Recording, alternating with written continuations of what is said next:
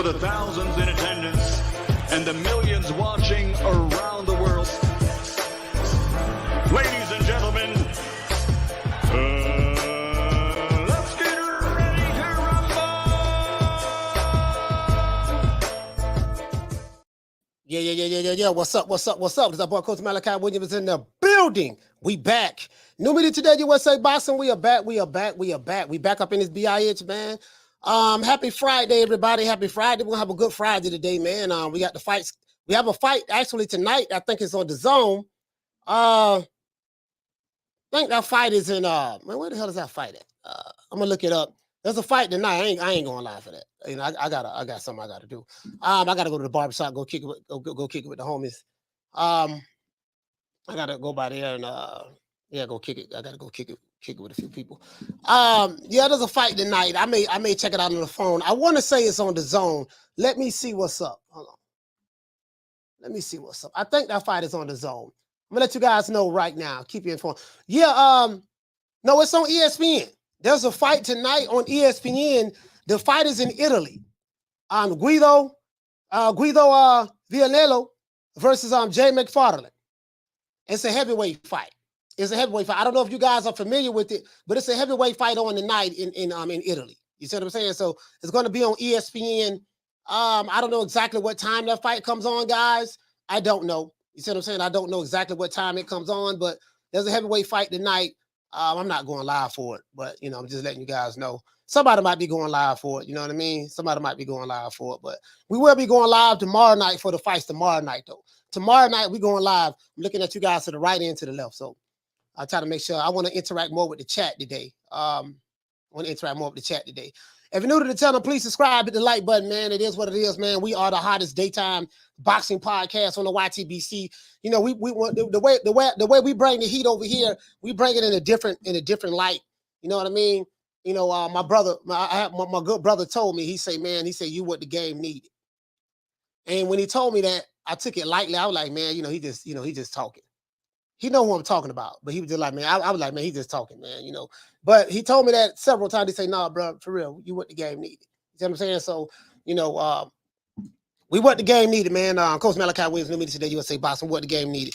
Whether you hate me, love me, like me, don't like me, don't make no never mind. We gonna make it do what it do. We gonna try to bring some order to this thing that we call boxing. We do know that there's a lot of politics in the sport of boxing. Nothing has changed as it relates to that. We do know that there are big fights that are being made that we do love, and there are fights that are wanting that we would like to see that we haven't seen. It just is what it is at this point. I think boxing right now it has its peaks and its valleys, right? Has its highs and its lows, and you have spin doctors on the top. What's going on online is there's an information war that's going on online, and I am a part of that information war, right? So there's an information war going on from the top. And then on social media, there's an information war going on the YTBC. So, what you're seeing is in the information wars, you have what? A lot of propaganda. And you guys really, when you do I have some stuff over there. This is one of my favorite books. What is the book I have? I got a book by COINTELPRO that I read. Where's that book at? Yeah, the COINTELPRO papers. Let me show you this book. Hold on. Show you this book. Bear with me one moment.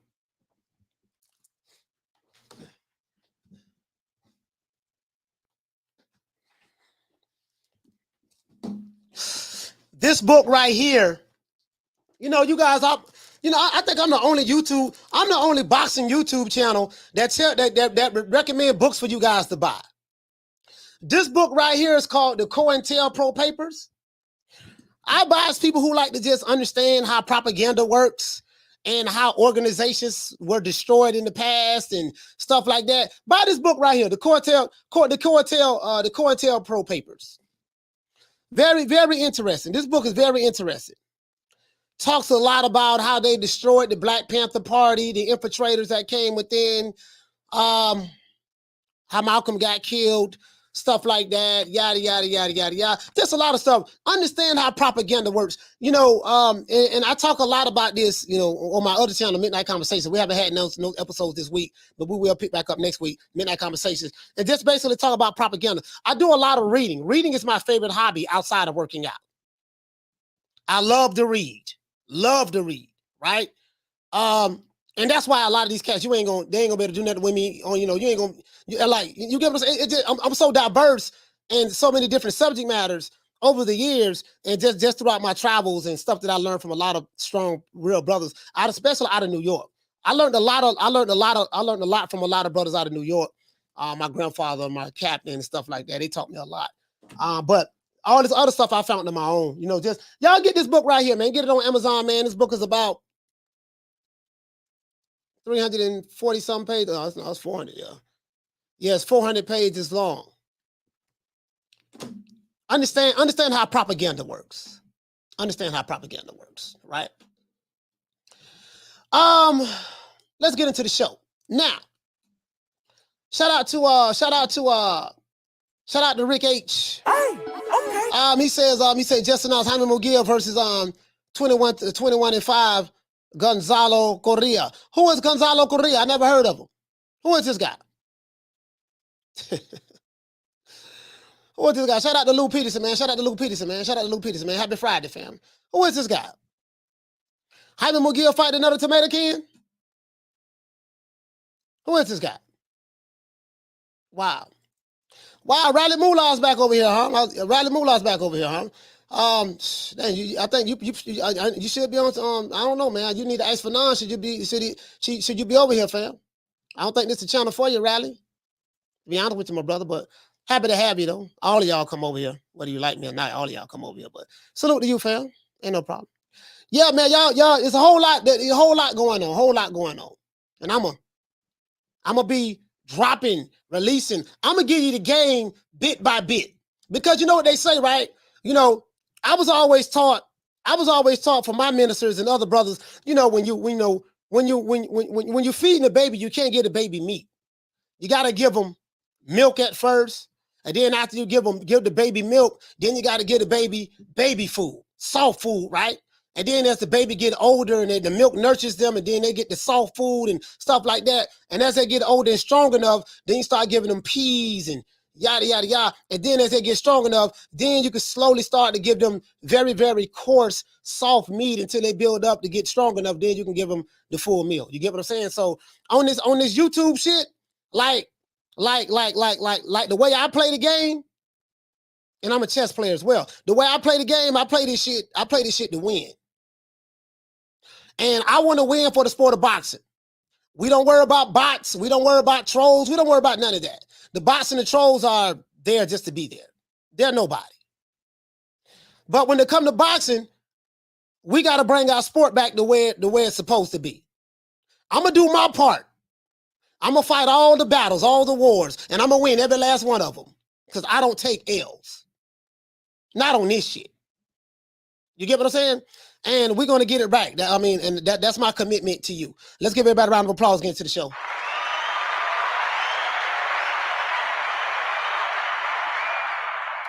Will Vasyl Lomachenko stop Jamaine Ortiz? Can Jojo Diaz pull off the upset? No one is picking Jojo Diaz to win this fight at all. Is Katie Taylor an all-time great? ATG, right? Vasyl Lomachenko versus Jamaine Ortiz is set to go down tomorrow night at Madison Square Garden. Boxing fans want to see how Vasyl Lomachenko will perform against his former sparring partner, Jamaine Ortiz. This fight is very important for Loma. Why? Because this fight will lead him one step closer to his goal to fighting Devin Haney in order for him to become an undisputed champion if he can win that fight. Shout out to Bruce Gass in the building. But he'll first have to get by this young whippersnapper, Jamaine Ortiz. And if he can get by that guy, Bob Arum, old man Bob, the bullshitter himself, yesterday I was lying, today I'm telling the truth. Oh, lying ass Bob. Bob Arum said that the next fight he wants to make is the Lomachenko and Devin Haney fight. There's no way in the hell that Lomachenko is going to lose his fight tomorrow. No way in the hell, right? This was a strategically cherry-picked fight for him. I don't care how much someone tell me that this kid is very, very good, how great he is. I've seen him fight a couple of times. He's a good kid, but he was picked for a reason, and and Lomachenko is a minus 2,000 favorite to beat him for a reason. Now, that doesn't mean that the kid is going to lose tomorrow, but I got to keep that same energy, right? If any other fighter that you didn't like was fighting this kid, we know what y'all will be saying. He's a cherry pick. So we're not gonna switch it up. I don't believe in doing that. I believe in consistency. Again, not saying that the kid is gonna lose tomorrow. Who knows? But just something to ponder. Jojo Diaz versus William Zepeda will do battle tomorrow on DAZN. And they're fighting in San Diego. That's going to be a good fight. A lot of people are picking William Zepeda to stop Jojo Diaz. They're looking to stop him. Katie Taylor will also do battle against Karen Elizabeth Carabajal. And they're fighting in the OVO Arena at Wembley Stadium. Today is prediction day, guys. So let me drop the poll. And let's do a prediction. See who you got. Let me drop this poll right here, man. Let me drop this poll right here. Let's drop the poll. See what they say. Damn, I don't see the where the poll at? Does it let me? It's not allowing me to, hold on, guys. I'm trying to see, is it gonna let me make a poll? Oh, they switched it up. Oh, okay, they switched it up. Okay, cool. Lomachenko versus Ortiz. Who wins? I'm gonna drop the phone lines so we can talk about this. You guys think Loma gonna stop him? Loma, KO, TKO, Loma by decision. All right. Ortiz by KO, TKO. En Ortiz, él es dominicano también. Sí, pero yo creo que él nació aquí de los Estados Unidos. Yo lo creo. You know what I mean? By decision.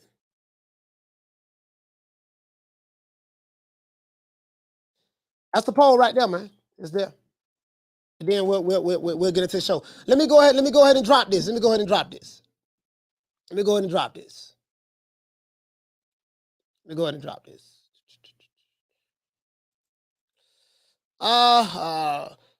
Let's see. Let me see how many likes we got.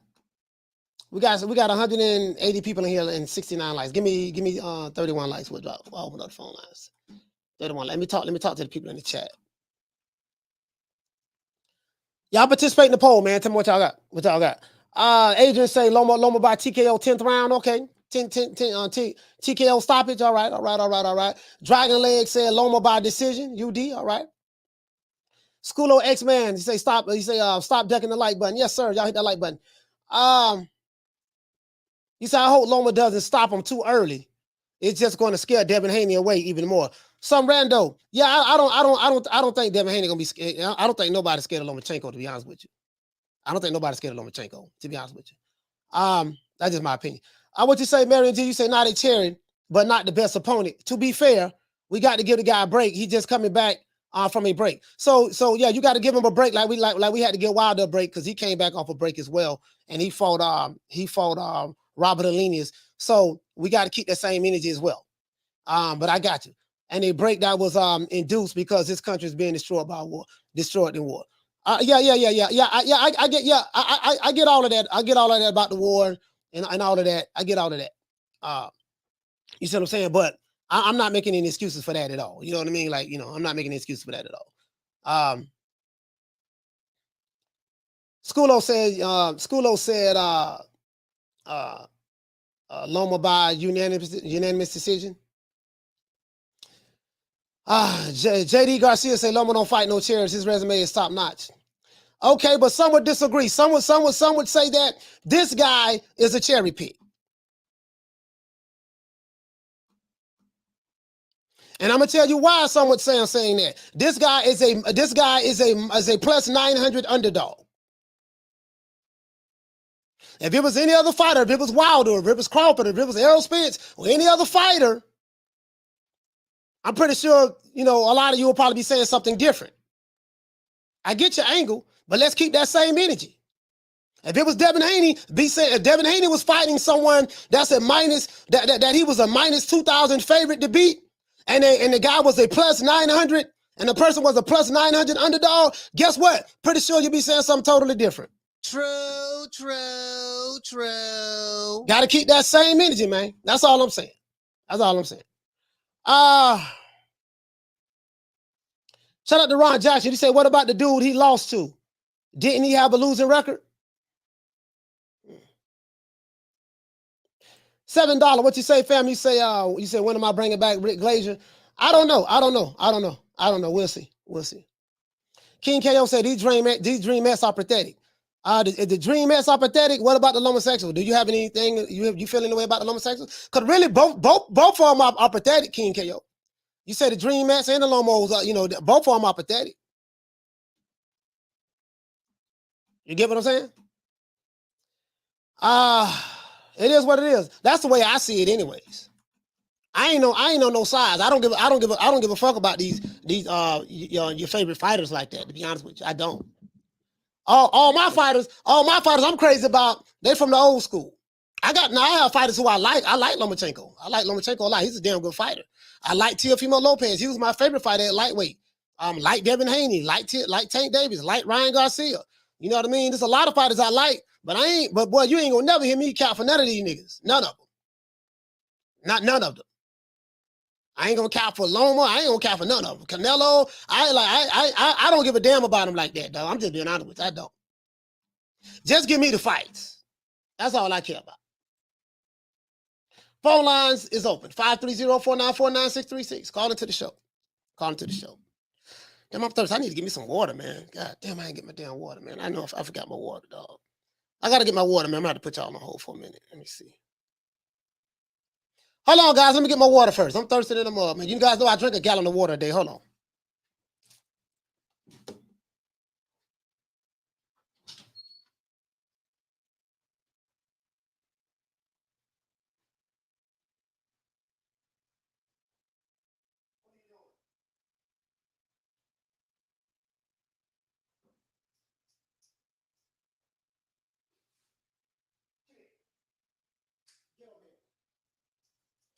No.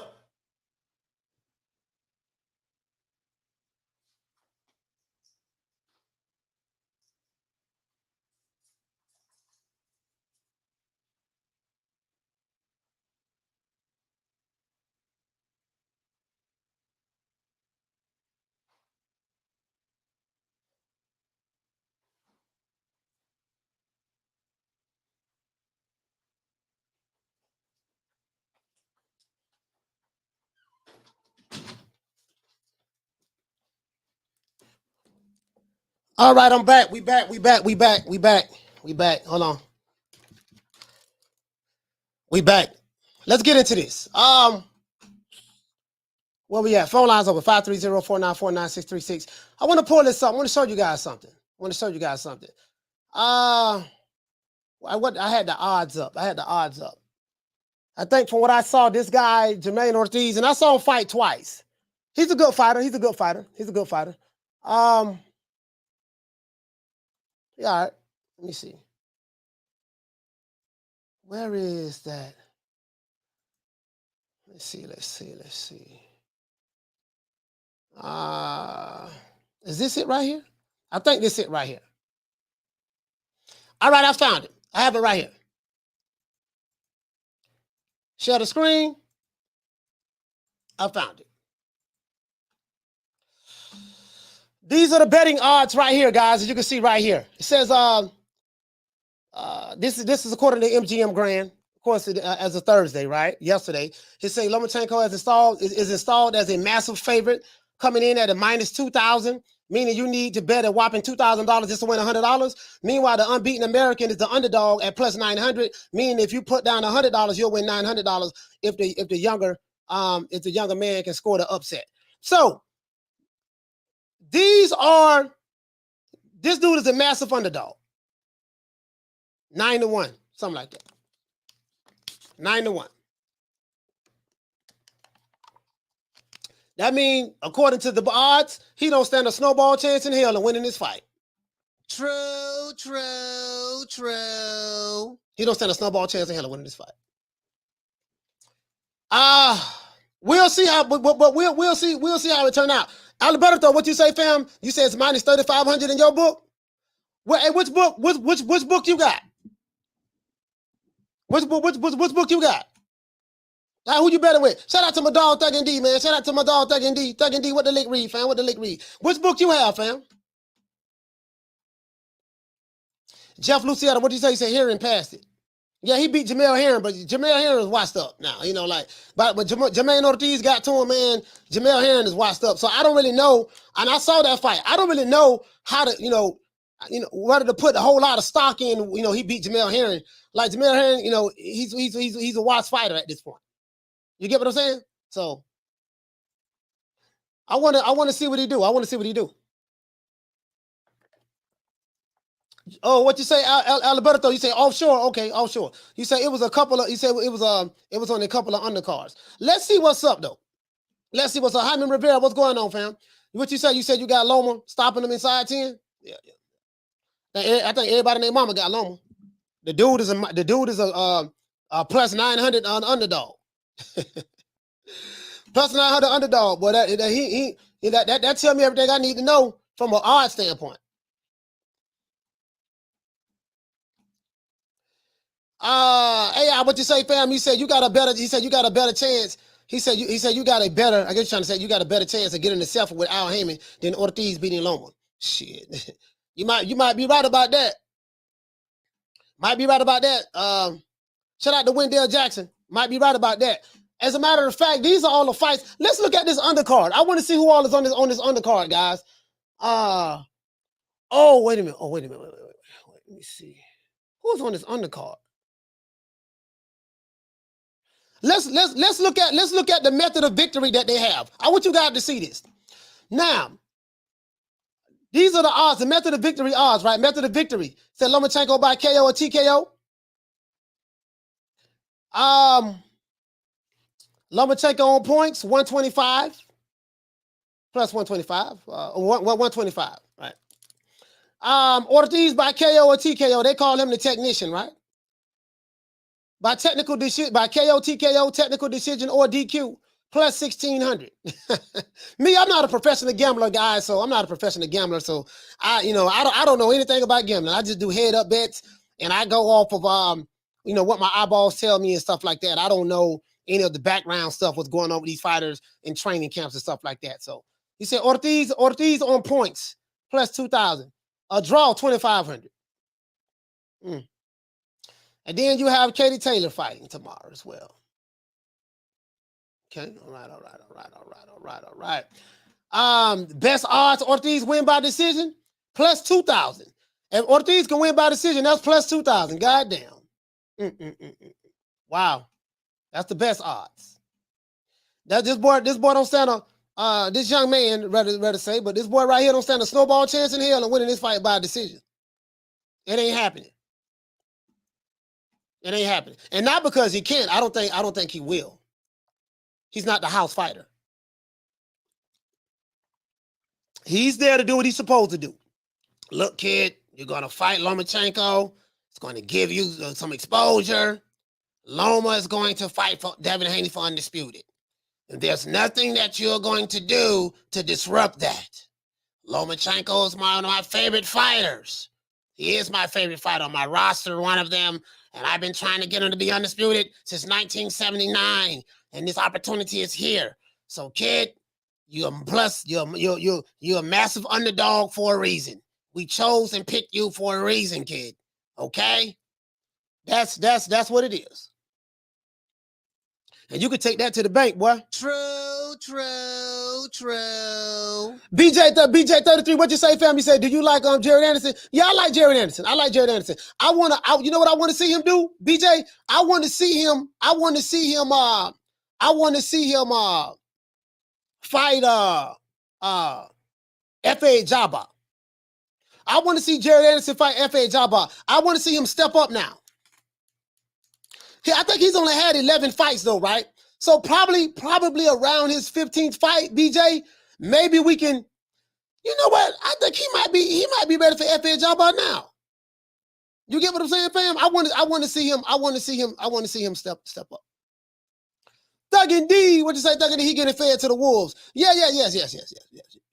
Yeah, that boy gonna get his ass whooped. That boy gonna get his ass whooped, right?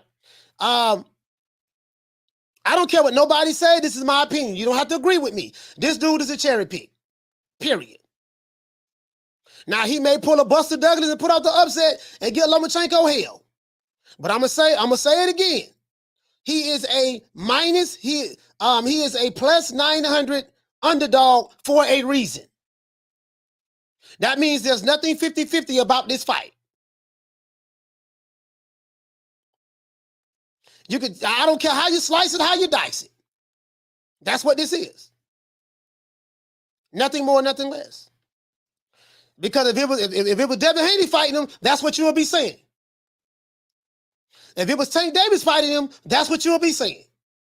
Am I right? True. Just want to throw that out there. If Ryan Garcia was fighting him, that's what you would be saying. Am I right? True.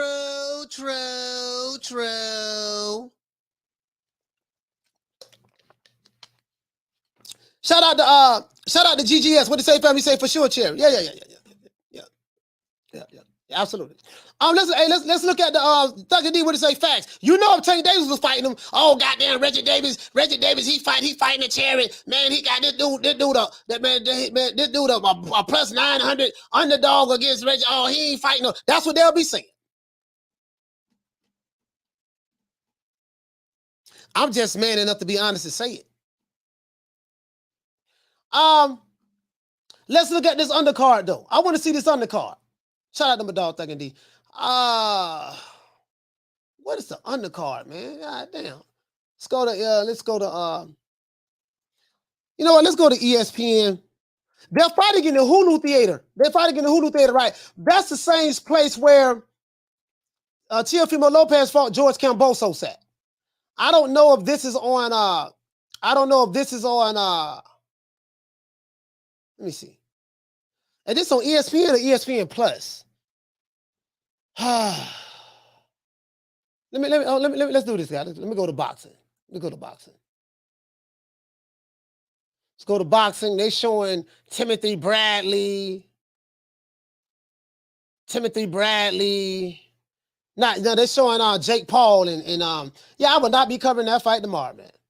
They're showing Jake Paul and come on, man. Let me see what's up. Somebody just sent the super chat. Somebody sent the cash out. Okay. Hold on. Let me pull this up. I'm trying to see, guys. I think this is on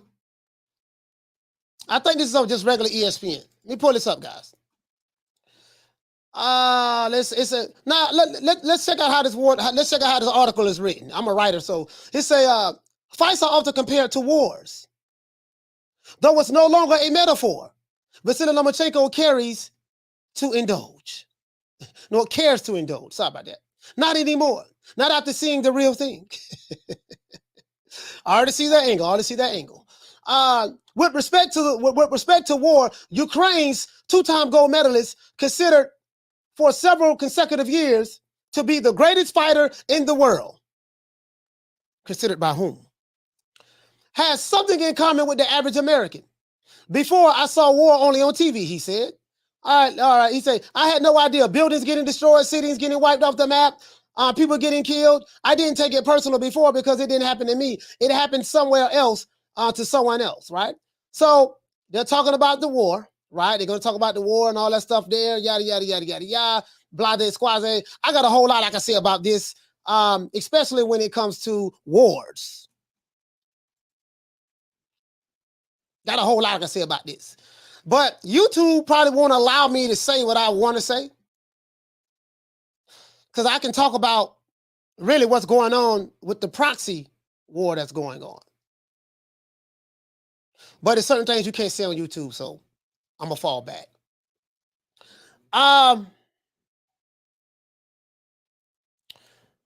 So Lomachenko, his 35th, it says his 35th birthday. All right, here you go, right here. Let's get into this. Let's get into this.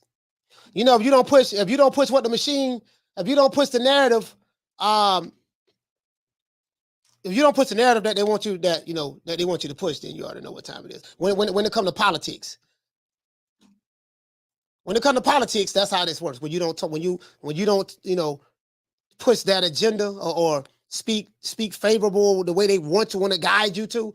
Meaning if you tell the truth, you know what I mean? They don't want you to tell the truth. It ain't about that. So I'm gonna get away from that. Let's stick to boxing. Because they'll probably stop my live feed if I do that. They'll stop my live feed if I do that. Lomachenko was old. I didn't realize that. He's 35 years old. He said with their 35th birthday looming in February. Oh, okay, he's 34. He'll be 35 in February. In a few months, right? What is that, 4 months? Yeah, about 4 months. It said the war cost him a shot at the last thing he really wanted, to be undisputed. He said his dream is to be undisputed. But so what? He said the entire family wasn't wiped out in a missile strike. Yada, yada, yada, yada, yada, yada. All right, so they talking about a whole lot of shit. You know what, man? Just get to the damn fight. Damn. I don't want to hear all the other shit. I don't.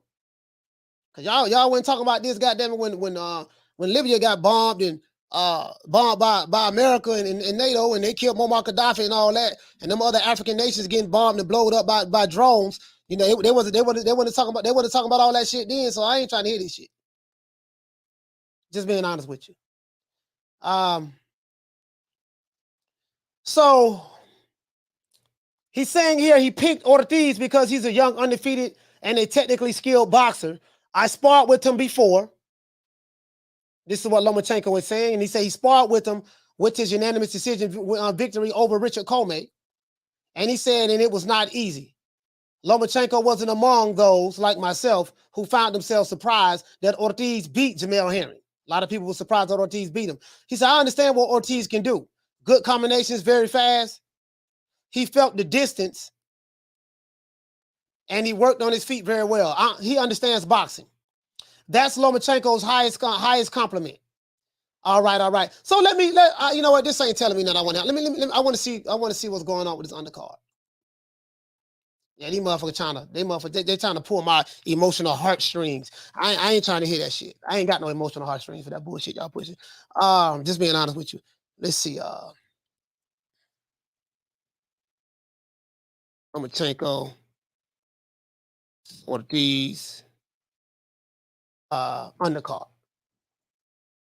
Phone lines open, man. 530-494-9636. Anybody want to call in? Call in. Shit. Anybody want to call in? Call in. I want to see the undercard.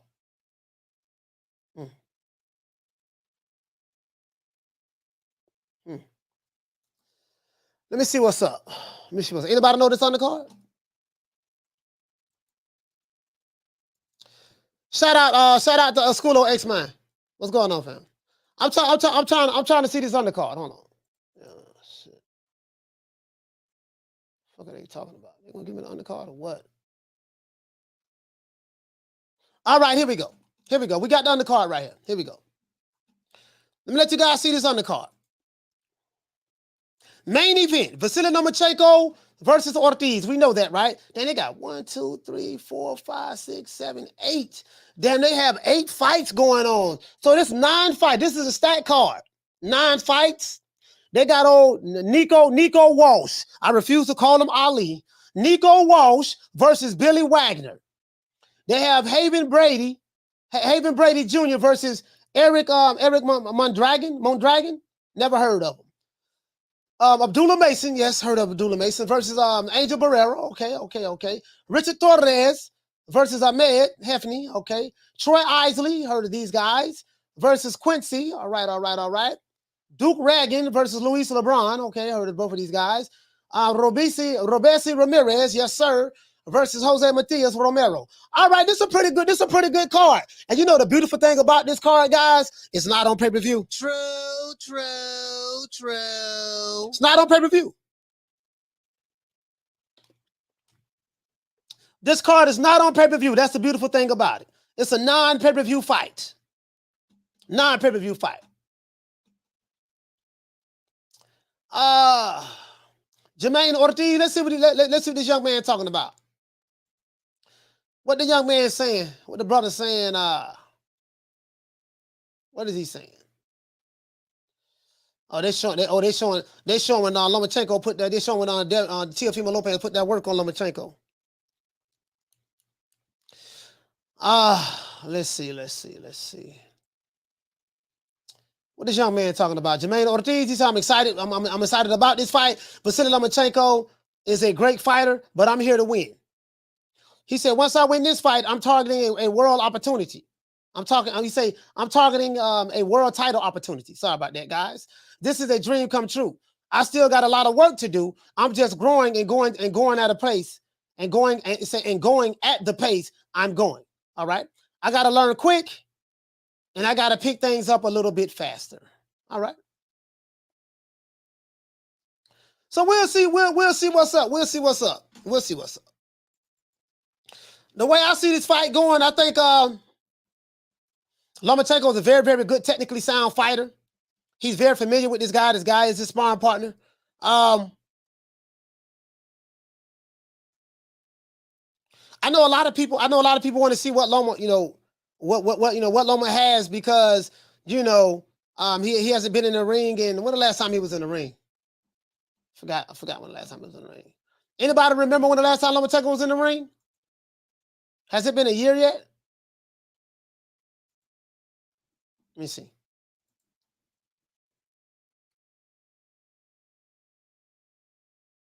Has it been a year yet? Let me see.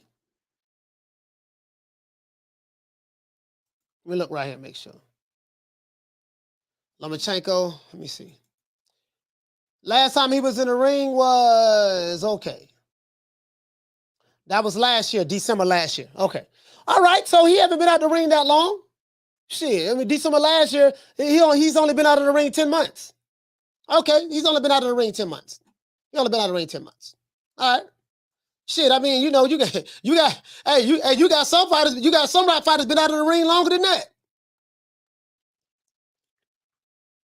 And what the dude told me, what he said, Jaime Munguia is fighting somebody, another tomato can, huh? Swat said almost a year. Yeah, he been out 10 months.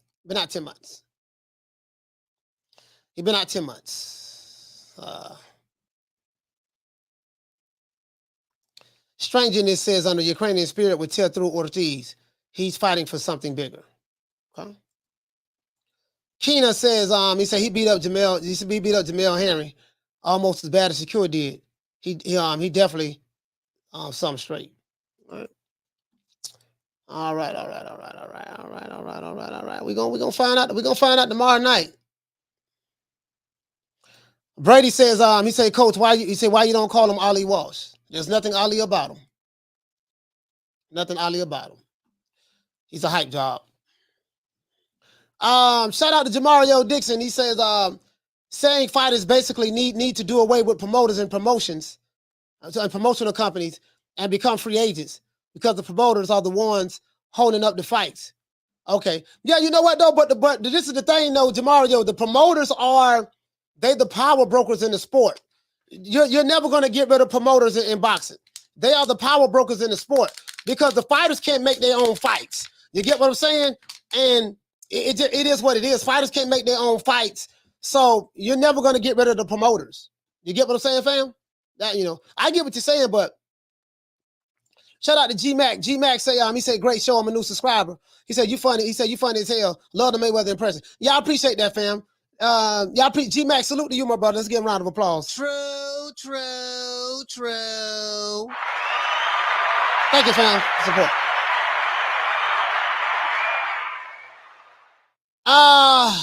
Let's see. GGS, what do you say? You said without promotion of companies, boxing wouldn't be here. Yeah, I mean, it is what it is. You know, it's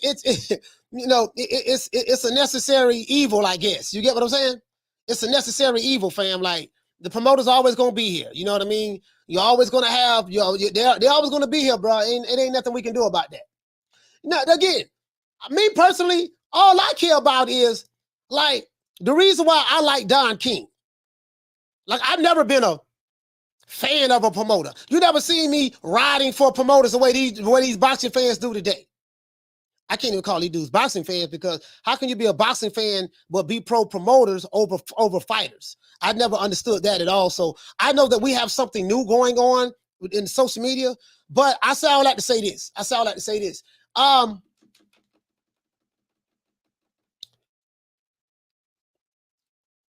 Bob Arum and Don King put on some phenomenal fights.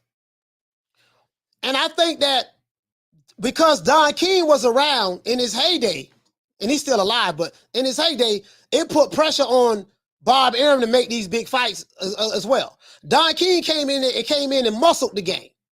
He came from the streets of Cleveland, Ohio. Came out of the penitentiary. What Don King was able to do in America was a miracle. Because someone who came from the hood, come from the projects, come from his background, should never have been able to obtain the things, especially here in America at the time he came up in it. He never should have been able to overcome those obstacles and attain the things that he'd been able to attain. And with his wit, go up against lawyers and attorneys and power brokers who came out of Harvard. It was a miracle what Don was able to do. And Don King was the people's promoter. And he did it for the people, by the people, of the people, because he came from the people. My favorite promoter of all time, Don King. My favorite promoter of all time, Don King. Hands down.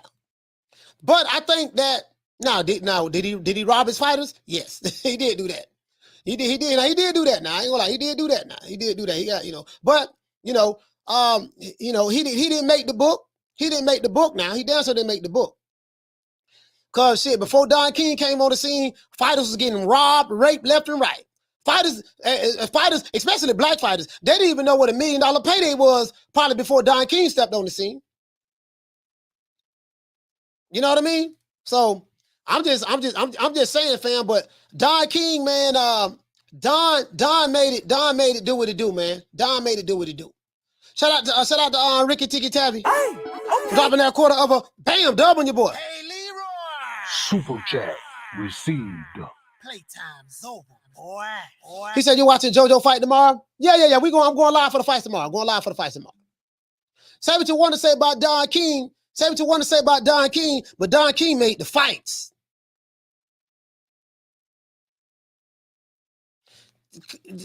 Look, when you think of the biggest fights that was made in the history of boxing, you can't forget Don King's name. He right there. And you can't forget Bob Arum's name. Those two together was able to make magic. But what Don was able to do was even more remarkable because, he didn't come from Harvard. He didn't work for the State Department like Bob Arum did. He came from the projects. Don King came from the rats and the roaches. The drug-addicted streets. That shit was amazing, man. That shit was amazing. Facts. Like him or hate him, it is what it is. Shout out to the boxing store. He said, I bet that Loma will put him down in 6 rounds, within 6 rounds. Yeah. You say they say Al learned from Don. You know what, Thugger D? I don't think Al learned from Don, because if Al Heyman would have learned from Don, we'd have had the big fights. True. I mean, consistently. Don King consistently put on big fights. If Don King was still like in his heyday promoting right now, guess what? Crawford and Spence fight would have been made in 5 minutes. True. Oh, don't worry about it, baby. We gonna make it do what it do. If Crawford is, if Don King was still in his heyday promoting, guess what? Anthony Joshua and Deontay Wilder fight, that fight would have been made in 5 minutes. True, true, true. Any big fight that you don't have right now that's not going on, guess what? That fight would have been made in 5 minutes with Don King. So I can't compare you know, Al Haymon to Don King. I can't compare no promoter to Don King right now. None. Networks, none of that. Different. They own the different networks. Don made it happen, man. Don made it happen, boy. Don made it happen. What did they say? You say Dana White robs his fighters too. Yes, sir. Dana White robs his fighters as well. That's MMA. I don't specialize in MMA. That's MMA. All promoters rob their fighters, for the most part. You get what I'm saying? It's just some rob you a little bit more than others. Jay Stan, what you say, fam? You say Crawford versus Smith will probably be on the trilogy by now if Don was still promoting. Yes, sir. Oh, you hit the nail right on the head. True, true, true. See, hey, and the card gonna be stacked. Hey, Jaime Rivera, you know what I'm talking about, Jaime. You know what I'm talking about, Jaime. Yeah, listen. Well, you ain't gonna hear no the wrong side of the street. 60-40, 70-30, 80-20. Now, will the fighters will the fighters find out that all the money went there? Those are facts. But I'm talking about the fights being made. I'm talking about the fights being made. Don made those fights, boy. And let me tell you something, bro. I miss Don King, fam. I miss Don King. I miss Don King. I really do. It wouldn't have been no, like I said before, we believe in working smarter, not harder. It ain't none of that. It ain't none of that. How you think we got Tito Trinidad and Oscar De La Hoya? Top rank in Don King Promotions. They didn't say, oh man, kid, you signed to the wrong promoter. Bob Arum can say that. See, say that now. When Don King was around, it was a whole nother ball game. You signed to the wrong promoter, kid. When Don was around, goddamn, fucking Don is here. I gotta make this fight because Don got this foot on my neck. God damn, I gotta make the fights. He's making all these big fights, and I gotta be able to compete. Wasn't none of that. Shout out to Knockdown 305. He said Don put on 3 championship fights on one card. Who doing it like that today? Three championship fights on one card. A Don King Promotions fight card will look like this. Julian Jackson versus the G-Man. Julio Cesar Chavez versus Pernell Whitaker. 2 different promotional companies working together. A Don King card to be like Tim Witherspoon versus Bone Crusher Smith. The main card to be Mike Tyson versus what my main man name is what my main man name is what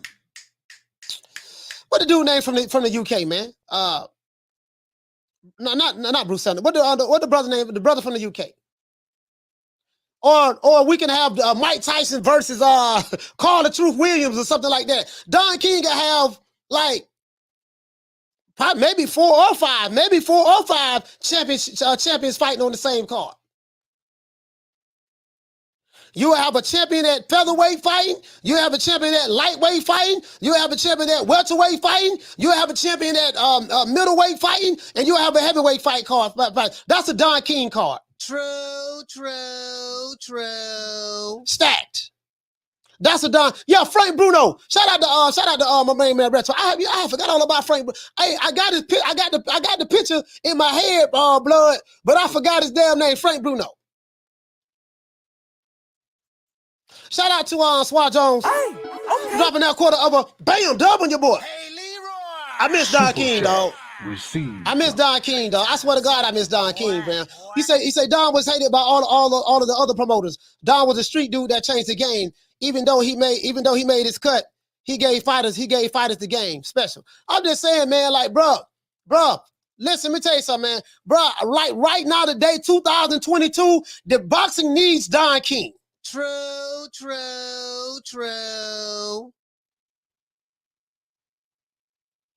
That's what we missing right now. We missing a Don King. Because you gotta have a promoter that's gonna make all of those fights happen. Don King step in the room. Look here, baby, check this out.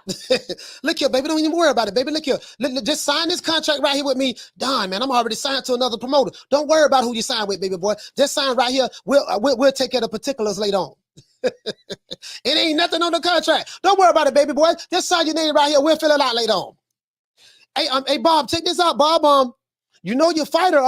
I got a promotional contract with your fighter. God damn it, Don, you can't do this to me, Don. He's signed to my promotional company. Look here, baby. This is what we're gonna do. Now, we're gonna make this fight happen. You know what I mean? We're gonna make this fight happen with your boy Oscar De La Hoya and my boy Tito Trinidad, Puerto Rico versus America. But we're gonna build it Puerto Rico versus Mexico, via Mexico. Even though that De La Hoya is from America, the Golden Boy, we're gonna make this fight happen, baby. I don't want to do business with you, Don. Look here, baby. If you don't do business with me, then where you gonna go? Cause guess what? I'm gonna make this move. I'm gonna make that move. Like Bob Arum. As much as he hated Don, he had to work with him.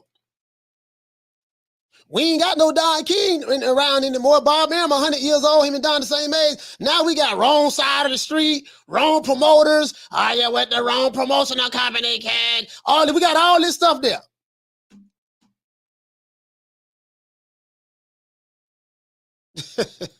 Hey, what did he say? He said, don't worry about the $8,000 towels.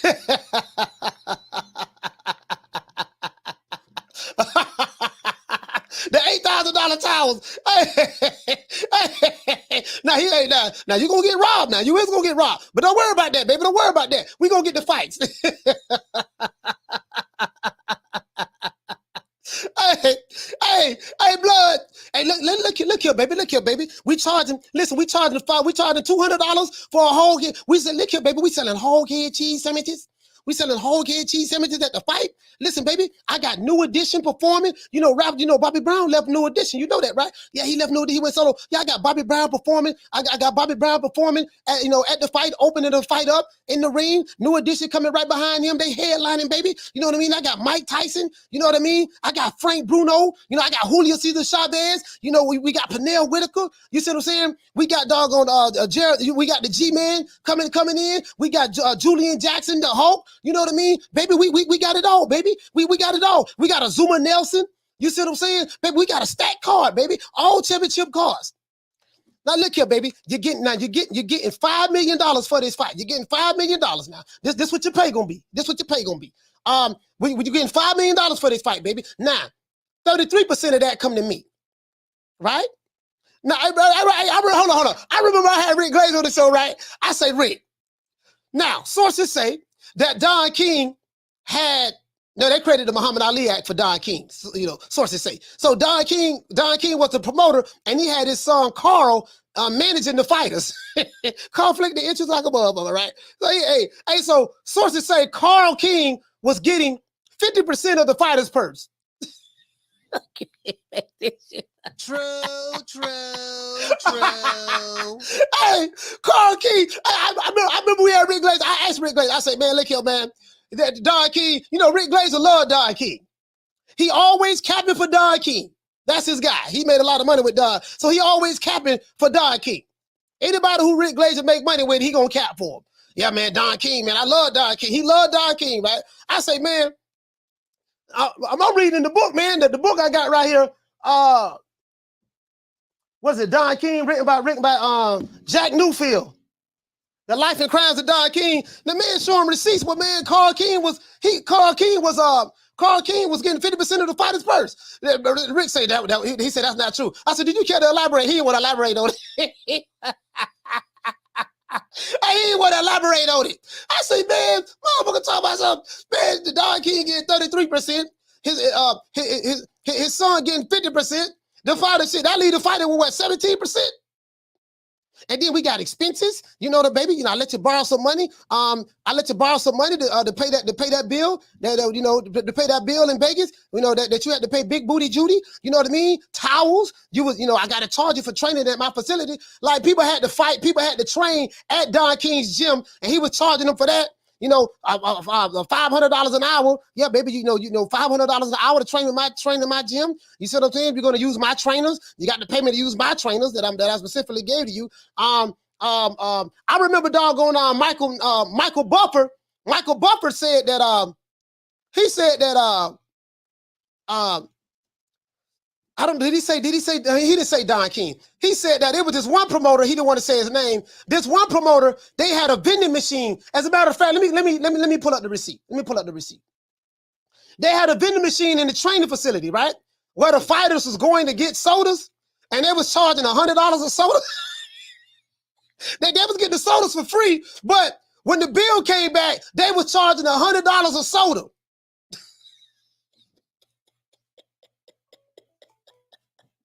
I can't make this shit up. I'm gonna pull it up. $100 a soda, something like that. Oh, I got it. I'm gonna pull it up. Carter, what's your name? Where you calling from? Ricardo, San Antonio. What's up, Coach? Hey, Rick, what's going on, fam? Talk to me. Got to call into one of my favorite shows, man. Talk to me, man. Yes, sir. So I just want to touch on the topics, make my picks. So I'll start off with Katie Taylor. One of the questions is she an all-time great? In the women's, she's definitely a Hall of Famer. Yeah. All-time great can always be, it's always subjective. Yeah. She definitely has a case, of course. So yes, she does. Her fight coming up, it's hard to go against her. She's up there in age, 35 years old. This girl is from Argentina that she's facing. So we'll see what happens. It's hard to go against her. So of course I'm gonna stick with Katie Taylor. Probably by late stoppage or decision. She's just got it like that. And so the other topic, Jojo Diaz against Zepeda. I'm going to ride with Jojo on this one. I don't know what the odds are, but I think I'm going to ride with Jojo on this one to pull up a rough and tough decision. I think it's going to be a rough fight. It's going to be a hard day at the office, both guys. Yeah. So I'm going to ride with Jojo. And then Lomachenko and Ortiz. So let me start off by saying this. People, and I know it's all banner, bullshit and talk. We all fuck around and talk shit. But Lomachenko and Haney, both guys got my respect. Mm-hmm. I look at the total body of work of Lomachenko, and I look at what Haney has done lately. Both guys are doing what I want them to do as a boxing fan. So with that being said, Lomachenko's got this one, I think, in the bag. I'm looking at probably a mid to late TKO or knockout. Possibly somebody jumps in. I think it's just going to be way too much for this kid. I admire Ortiz, but Herring, the guy he fought in his last fight, Herring was coming up. He was up there in age. He moved up in weight. And Ortiz did his things. He's a boxer puncher. He's got decent movement. He's got a good jab when he uses it. Mm-hmm. But I think Lomachenko will figure him out in a couple rounds. So I got Lomachenko on that. But I just want to give respect to Lomachenko and Haney, and I like both fighters. And I don't give a fuck what nobody says because they're doing what the fuck I think they're doing right. So with that being said, Coach, I'm out. Keep doing your thing. Peace out to the chat. Yeah, shout out to my main man, Ricky Ricardo, man. Salute to you, fam. Take care, my brother. San Antonio and this motherfucking BIH, man. I'm trying to find this tweet, dog. I'm trying to find this tweet, bro. Bro, the man say, hey, this why you don't listen to them 60, 40, 70, 30, 80, 20. Take whatever we give you. Sign the contract. You don't need to see nothing. Don't look at nothing. Just take it. Bro. Michael Buffer said, look here, man. He talked about a story about how fighters was getting ripped off. I got to pull it up right now. Because if I go to mine, I got a million tweets. He got it right here, though. Bro, let me tell you something, bro. and this what I tell you dudes. Man, listen, man, us as boxing fans, the only thing we should care about is the fights. I don't give a damn about all that other stuff. You know, because a lot of this stuff that we read news, be arguing and talking about is above your pay grade anyways. You got a county jail GED, and you don't understand basic mathematics, but you want to talk about what a person should and shouldn't take. You know what I mean? But I mean, like, come on, man. Come on, man. Come on now. I'm gonna find it. I'm gonna find it, dog. But I mean, it was hilarious, bro. He talked about oh, he ain't go right here. He ain't go right here, bro. He ain't go right here. Hold on. I said $100 a can. I was wrong. He ain't go right here. Check this out. ATG, check this out. It said this was September the 30th, right? We all know what happened with Crawford Spence. That shit ain't happening. It said Errol Spence, Terrence Crawford, undisputed welterweight championship fight is in jeopardy due to lingering contract issues. Sources tell ESPN, and if the fight does take place, it won't happen. It won't happen November the 19th. So they said this. Check this out. Oh my Lord.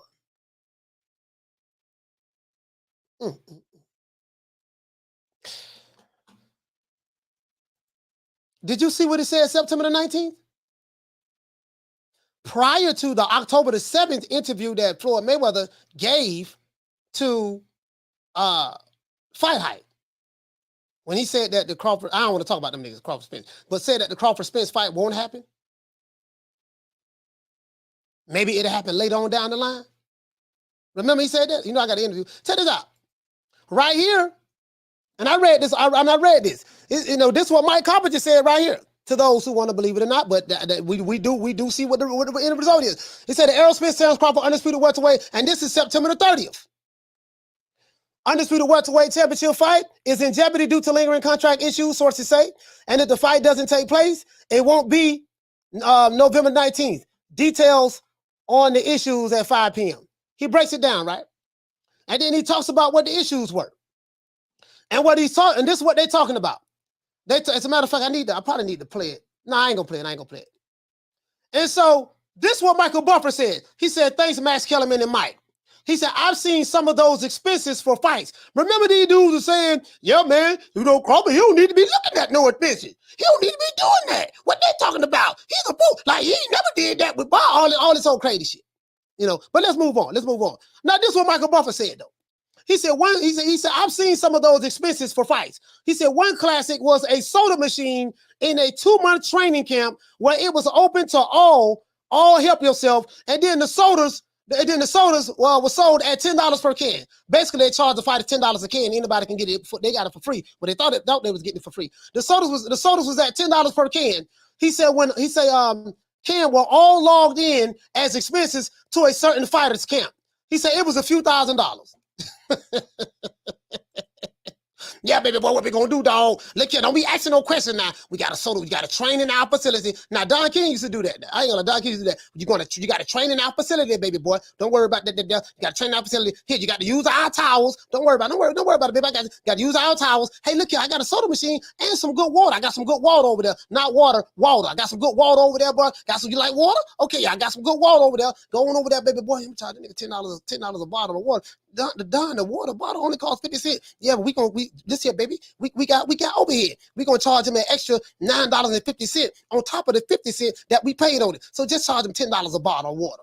How many bottles of water he drunk? Well, it was open to the public. How many bottles ago? Man, that's 100 bottles of water left today. Oh, he got a 2-month training camp. Oh, baby, we got to subtract the expenses. So after we get through subtracting everything, you made $5 million, right? But now my car got to get 50%, and then I got to get my 33%. Bam, that leaves you 17%, and then I got to charge it for towels, Big Booty Judy. Let's see. Remember that bad red bone that you said you liked that hook you up with in Vegas? Yeah, you know I had to pay her, right? Yeah. How much water you drunk? 2 months worth of water. 2 months worth of sodas. I took you out to the finest restaurants. All right, baby. Once it's all over with, here go $1,500. Here go $1,500. Now you got paid your money. But once we subtracted all the expenses, here go $1,500.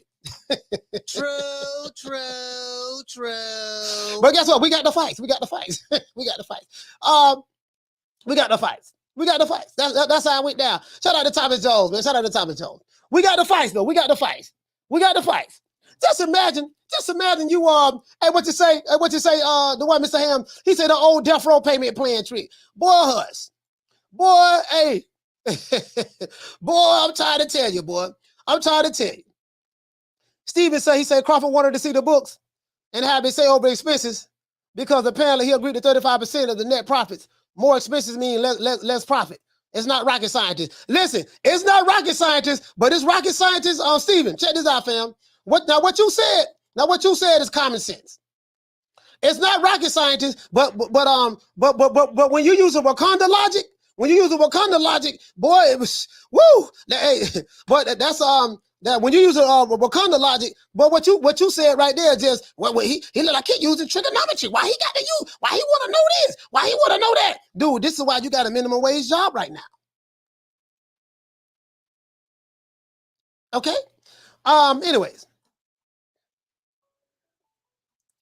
Hey, what to say, GGS? He said even the books for most of the company shows are cooked. Hey, they cook the books. They cook the books. Hey, you already know, fam. Caller, what's today? Where you calling from? My name's Supreme Pitt. Supreme Pitt, talk to me. Hey, look, I remember a time where Don King, this was more Mike Tyson fight, where he had his granddaughter as promotion thing for him. Mm. And he was a little girl, but it was on the expenses for his granddaughter. Right. You talking about that? That's what he had on Mike Tyson's I'm a card as a promoter. Yeah. Had his granddaughter up there. She was running the fan stuff for the fighter, and the granddaughter was about like 6 years old. Look, this was one of the Tyson fights when they went over where the money was going at. The granddaughter was in charge of posters and fan clubs. Man, bro, listen, bro. This is the thing, right? This is the thing. See, promoters, they don't like, especially promoters hate a smart fighter. All promoters hate a smart fighter. A smart fighter, like somebody like Bernard Hopkins. Bernard Hopkins had to get rid of Don King, and he started promoting his own fights. He was booking his own fights. He was working with promoters like Don King, but he started, look, I don't need no promoter. I make my own fights happen with the promoters. I think Roy Jones is doing that as well. And what you exactly look as you mature, get rid of the middleman. Yeah. Hey, check this out. Hey, where you from, fam? I'm from Kinston, North Carolina. Okay, you from North Carolina. Check this out. Now, yes, sir. Now, you'll hear people like Bob Arum talk down on a fighter that's independent. Like he's shitting on Crawford right now.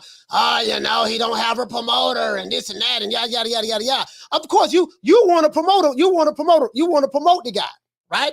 So of course, promoters are always going to talk bad about fighters who are independent that are not signed to their promotional company. Because they don't want the other fighters to look at them and get the blueprint. Yeah. You get what I'm saying? That's what it is. So anytime you hear a promoter talking bad about a fighter who don't have a promoter, he's stupid. He's this, he's that. Yeah, he's stupid. Yeah, he's stupid because he ain't signed to your ass. He ain't signed to your ass no more. And that's what your ass out. Yeah, you got cut out now. Hey man, Super Real Pit, shout out to you, fam. Thank you for calling in, my brother. Thank you. I appreciate you, man. Keep doing what you do, man. I love your show, brother. Yes, sir. No cackalack in the building, man.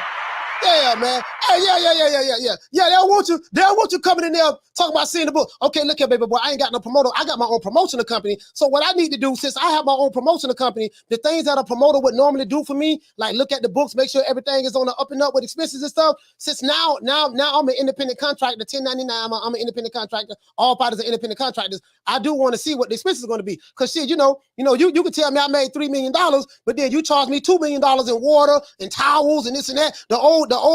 The mafia used to do it. Before Don King, the mafia used to do it. Don King learned it from the mafia. So the mafia used to do it.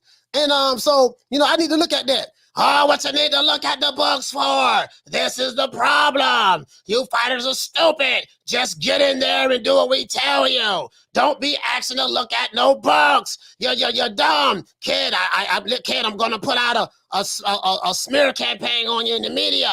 You know I have a lot of people in the media on my payroll. I put out a smear campaign on you and turn the public against you. Don King used to do that as well. True.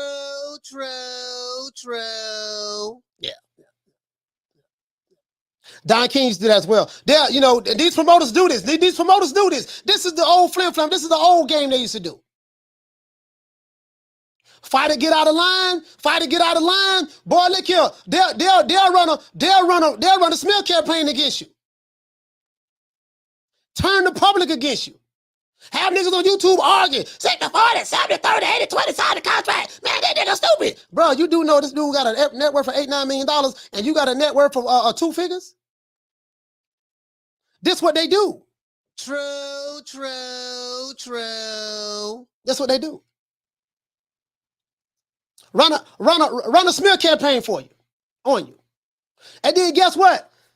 The YouTube channels, since video content ranks higher than anything on the internet, video content. So every time I do a show, or every time another YouTube channel do a show, that's, you know, it could be a bold-faced lie, but that content is out there, right? So, like, the digital, which new media is new media is the digital way of looking at media, watching media now. That's what new media is. As a matter of fact, you guys know me, I keep all the books. I keep all the books. Hold on.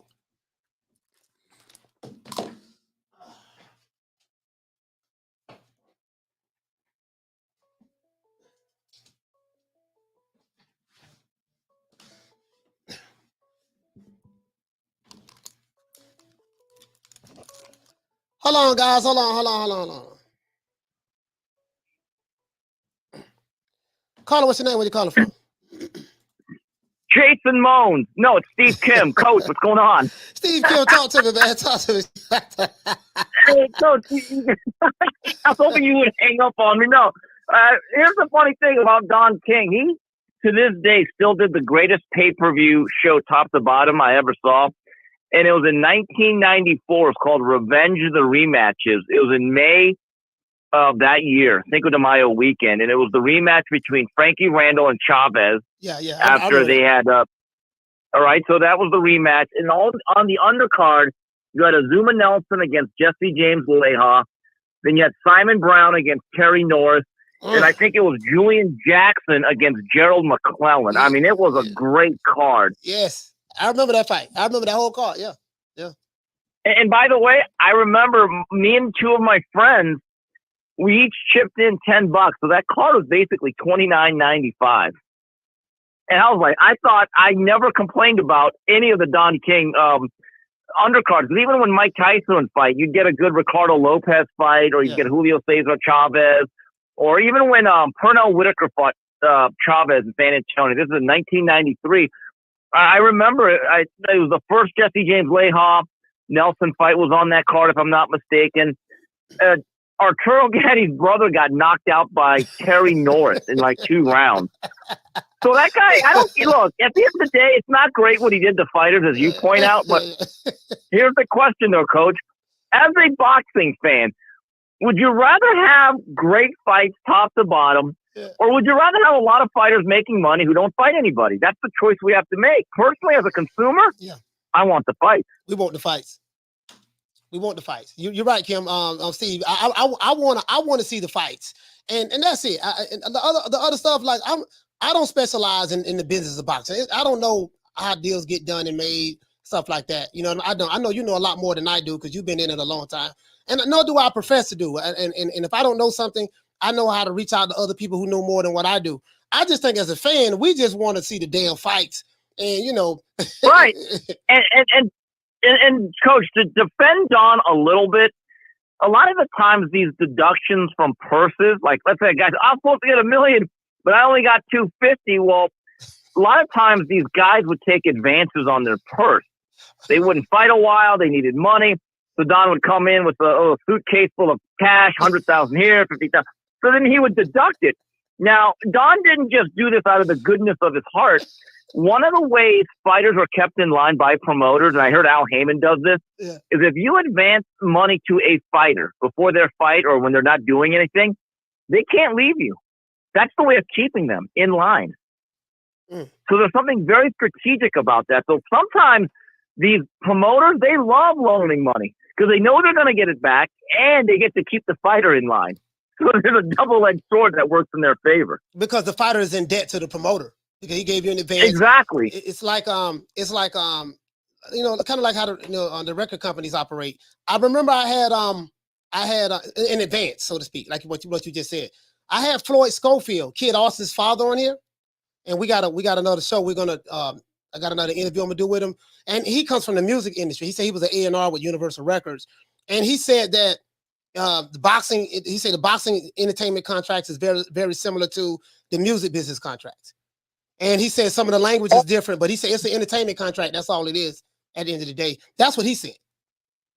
Right, and it goes both ways. Look, the guys that really get it the worst are the trainers, because the trainers sometimes will develop a fighter into a 4-round fighter, into a world champion that makes $1 million. But at a certain point, a trainer, they're going to tell them, well, you're no longer getting your 10%.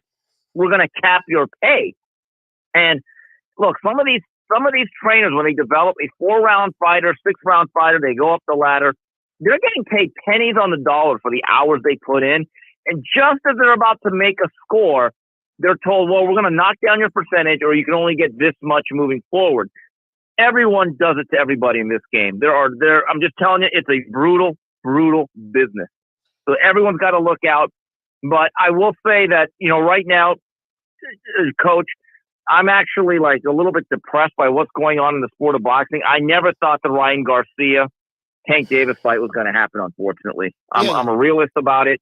And as for Spence Crawford, all of you guys who kept saying it's not going to happen, you were right. It wasn't, because there simply is not enough money to satisfy both ends. And that's, and I'll say this. I think when in the era where Don King and Bob Arum were the two-headed monster, I think those guys would have got the fight done in 5 minutes. I believe that fight would have happened in 5 minutes. Don King and Bob Arum would have made Crawford and Spence fight. That fight would have happened 40 years ago. That fight would happen in 2018, because I could see Don King rubbing his hands, smiling with the stogie in his mouth, and Bob Arum, Don, we gotta do business, Don. Yeah, baby, we gonna make it do what it do, baby. Yeah, we gonna make it do what it do, baby. You get what I'm saying? And now it's like, now it's like, to me, it just, man, bro. Think about this. Think about this. When Trinidad and De La Hoya fought in 1999, that was one of the great Don King, Bob Arum co-promotions, all right? They were 26 years old, both guys. Yeah, 26. 26. And so, like, in Bob and Don, look, they're like Tom and Jerry. Sometimes they hated each other. Sometimes they liked each other. They were rivals. They laugh about it now. But when it was time to get fights done, when it mattered to everybody, and it benefited both sides, they would get the fights done. And nowadays, you could do whole shows on fights that are never going to happen, just because one side of the street, that side of the street, he's on this network, he's on that network, and it's sad. It really is. It's kind of depressing. But I think there has to be some sort of appreciation for Don King and Bob Arum, because if you look at the legendary fights that have names like the Thrilla in Manila and stuff like that, those two guys did most of those fights the last 35, 40 years. Yeah, facts. Those are the facts. Don King and Bob Arum, like together, and regardless of which promoter you liked or not, what I loved about it is, especially around that time, they were the people's promoters. Like, only thing we cared about, man, we're getting these fights. You just ran off a call with Frankie Randa and Chavez Jr. and Azuma Nelson and Jerry McClellan and we had terrible Terry Norris and all of that stuff. I remember, Steve. I remember when I used to look at like old sparring footage of James Lights Out Tony sparring McClellan. Do you remember those? Oh, yeah. Like, I've seen Emmanuel Stewart, when I was at his house one time, I was covering the Bradley Devin Alexander fight. That was in Pontiac, Michigan. I spent the whole day with Emmanuel Stewart, and he had all sorts of old video VHS tapes that he showed us of the sparring. He has all of that on tape for years. And guys, and Emmanuel Stewart was also, he managed a lot of those Kronk guys. He would work with different promoters, mostly with Aaron, but he also worked with King and other guys. And it came to a point where boxing was much more of a real sport alongside a business. Now, I almost think you have 4 different leagues of boxing. I mean, the fact that Jaime Munguia, a fighter that I've liked in the past, I mean, he's fighting how many easy fights is he going to have? There comes a point in time where you didn't want to fight Charlo because you didn't want to go on Showtime. You didn't want to fight Adames. Now the WBO is going to have to shame you into hopefully facing Janibek. This is where we've come now. We don't have promoters anymore, Coach. What we have are protectors. Yeah. And the fans are the ones suffering. Yeah, Steve, you're right about that, man. Like it's Jaime Mugia. This man got a resume full of tomato cans, and I even had a caller call me, a lady from San Diego. I'm not gonna say her name, but she was just, Jaime, he's just a baby, and I'm like, damn, he's 40-0 with 32 knockouts. He's 40-0. Yeah, I mean, what? So wait a minute, coach. It's right around his 64th fight. Then he's going to step up. We just got to wait 24 more fights after his 40. It's ridiculous. It is and he's already been a world champion, though, coach. That's the other thing. Look, you could say that he's a young fighter, which he still is, but he's already been a world champion. So that goes right out the window. But it is what it is. Anyway, coach, you keep me very entertained and informed during lunch. Just wanted to check in with you, and you're doing a great job, man. Appreciate you. All right, shout out to Steve Kim, man. Yay, West Coast in the house, man. Shout out to Steve Kim, man. Steve Kim and his BIH, man. Yeah, man. Yeah, man. Look here, man. Like them stat cards, man. Steve brought back. I remember seeing that, watching that fight, man. Who to see the Chavez, Frankie Randall. I saw the first one and the second one. I think the second one Chavez stopped him. But you get what I'm saying though? Like, bro, like, man, like he just brought back some memories, dog. Like, we don't get nothing like that no more. Nothing. And that's why I was so happy to see Carissa Shields and Savannah Marshall fight each other. Alicia Baumgartner and Michaela Mayer fight each other, right? On the same card. At least we got those, because to me, those are two main event fighters fighting each other. You get what I'm saying? We just don't get that. And then if you're going to give us a not so fight card, and the main event is not fighting nobody, don't give it to us pay-per-view. Like Wilder and Robert Alinas never should have been a pay-per-view fight. Luis Ortiz and Andy Ruiz and Luis Ortiz never should have been a pay-per-view fight. Luis Ortiz and Charles Martin never should have been a pay-per-view fight. Keith Thurman and Mario Barrios never should have been a pay-per-view fight. Never. Shout out to Drew. Hey, okay. Dropping that quarter of a bam, dub on your boy. Hey, Leroy. Super chat received. Playtime's over, boy. Drew, what to say, fam? He said old promoters don't like Eddie Hearn, because he says his fighters are his boss and he worked for them and exposed the game to the fight. Down from the bar, there's a platform stage.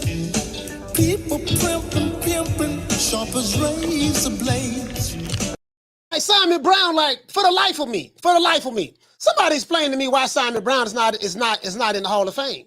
I gotta call Steve Kim, Rick Graves, and ask him that, because he's one of the people. Graves is one of the people who votes. He's on the committee that votes to see who goes in the Hall of Fame, our Hall of Fame every year. I need to know how many times you voted for Simon Brown to go into the Hall of Fame.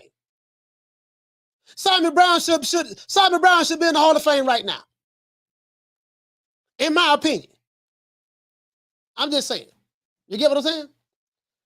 Shout out to Damien. What you say? He said that they're not even close to pay-per-view. They're not even close to pay-per-view. Yeah, but hey, Damien, you from the old school. You already know what time it is, man. Shout out to Jaime, man. What you say, fam? You say word, coach.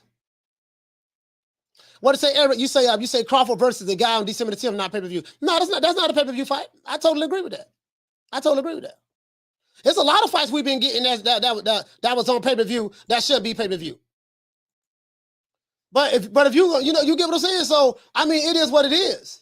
It is what it is. Like, pay-per-view is supposed to be something special. It's supposed to be for special events. You ain't supposed to put pay-per-view for if you fighting a whole head cheese sandwich. You get what I'm saying? Or at least the cards are not stacked anymore like they used to. And again, it's like Steve said it right. When it was just two main promoters in the game, a lot of these fights happen. But now it's, man, you got to know about marketing. Y'all, you got to be 25 and up for me to fight you. You got to get a COVID shot. Your baby mama got to know how to do the one leg up. Your cousin got to know how to do the butterfly. Like Jay likes how Tony say, look here, man, I want to fight everybody. I want to fight Roy. I want to fight this guy. I want to fight that guy. I want to fight, show him the best. These fights got made in 5 minutes. This how I know that these guys who watching boxing now, They don't know ish about boxing. They're not even fans of the sport of boxing because they use a lot of duck language. They use a lot of duck language with it. Listen to some of the arguments these dudes be having on YouTube. Listen to some of the debates they be having on Twitter. They use a lot of duck language. They repeat the same stuff that their fighters be saying now. It's not just the boxing fans, it's the fighters. Oh man, you're on the wrong side of the street. Rolling their neck. You're on the wrong side of the street. I went Showtime. I went Showtime Fox. You went ESPN. Popping their neck now. Popping gum in their mouth. Y'all gonna have to come together and make it happen. You gotta get belt first. You gotta fight somebody first. 640, 730, 820. Tell me that we get you. Rolling. I'm like, what the fuck is this? What the fuck is this? You get what I'm saying? Come on, man. I'm old school, dog. Shout out to Allen Maddox. Stickiest of the icky. You want to smoke with the old boy Rick James? Hey, okay. Put up in that $2. Bam, super chat on your boy. Hey, Leroy. Super chat received. Playtime's over, boy. Allen Maddox say, Coach, 2 figures, okay, and Wakanda zero inflation is utopia. Bro, I'm trying to tell you, dog. Bro, I'm trying to tell you, dog. That's why I say, I take cue from my brother Plies. You want to argue? I can't argue with you. You mad? I can't argue with you. No, I'm not gonna argue with you, Nick Sack. Nick Sack, I'm not gonna argue with you, Nick Sack. 2-figure nigga, I'm not gonna argue with you.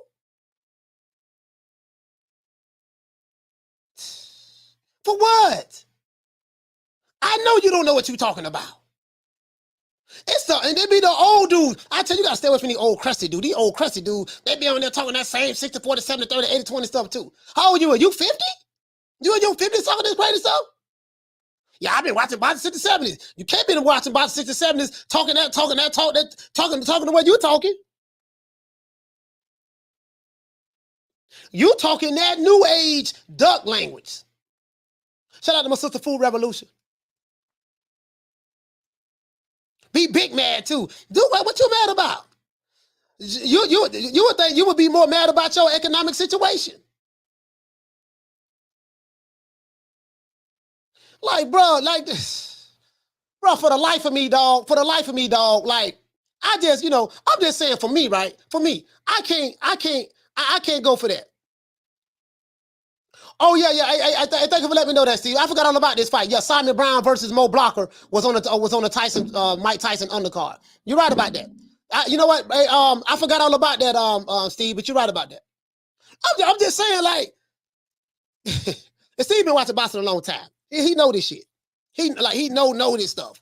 And it's like, just imagine a guy, like, you come up in a certain era, you see certain things, and then dudes, nothing has really changed, but it's still 2 men getting in the ring, pair of gloves, still got to fight each other. But now the politics, and there's always been politics, but the fights was always got made. There was no, yeah, man, you got to come sign with us and all of this stuff there. I remember a time Bob Emery never used to say that.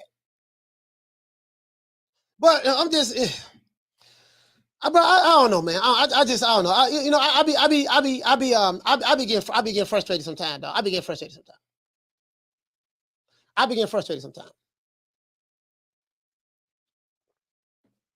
I'm just saying for me. Shout out to Passion for Beauty. What you say? You say Haney's that guy right now, the champ. But he lost any chance of being the boogeyman again after I got more followers than you. Oh yeah. This where we at now. But now, outside of that, Haney is fighting. Now, if we listen, now we can get that Devin Haney and Vasyl Lomachenko fight. We need to see that fight, Passion for Beauty. We need to see that fight, Passion for Beauty. Devin Haney and Vasyl Lomachenko. Because Lomachenko gonna beat the brace off this boy tomorrow. Jamaine Ortiz, he don't stand a snowball chance in hell. He got to, listen, Jamaine Ortiz, in my opinion, he have 2 chances to win this fight. Slim and none. And Slim just left the building. He's a plus 900 underdog for a reason. If he was to beat Vasyl Lomachenko, it would be a huge upset. I would be shocked. Not saying I haven't seen upsets before now, but I would be shocked. So, I say all that to say this. I want to get back to that. Because, bruh, there's no way that you can tell me I can't forget what I've experienced and learned and watched in boxing.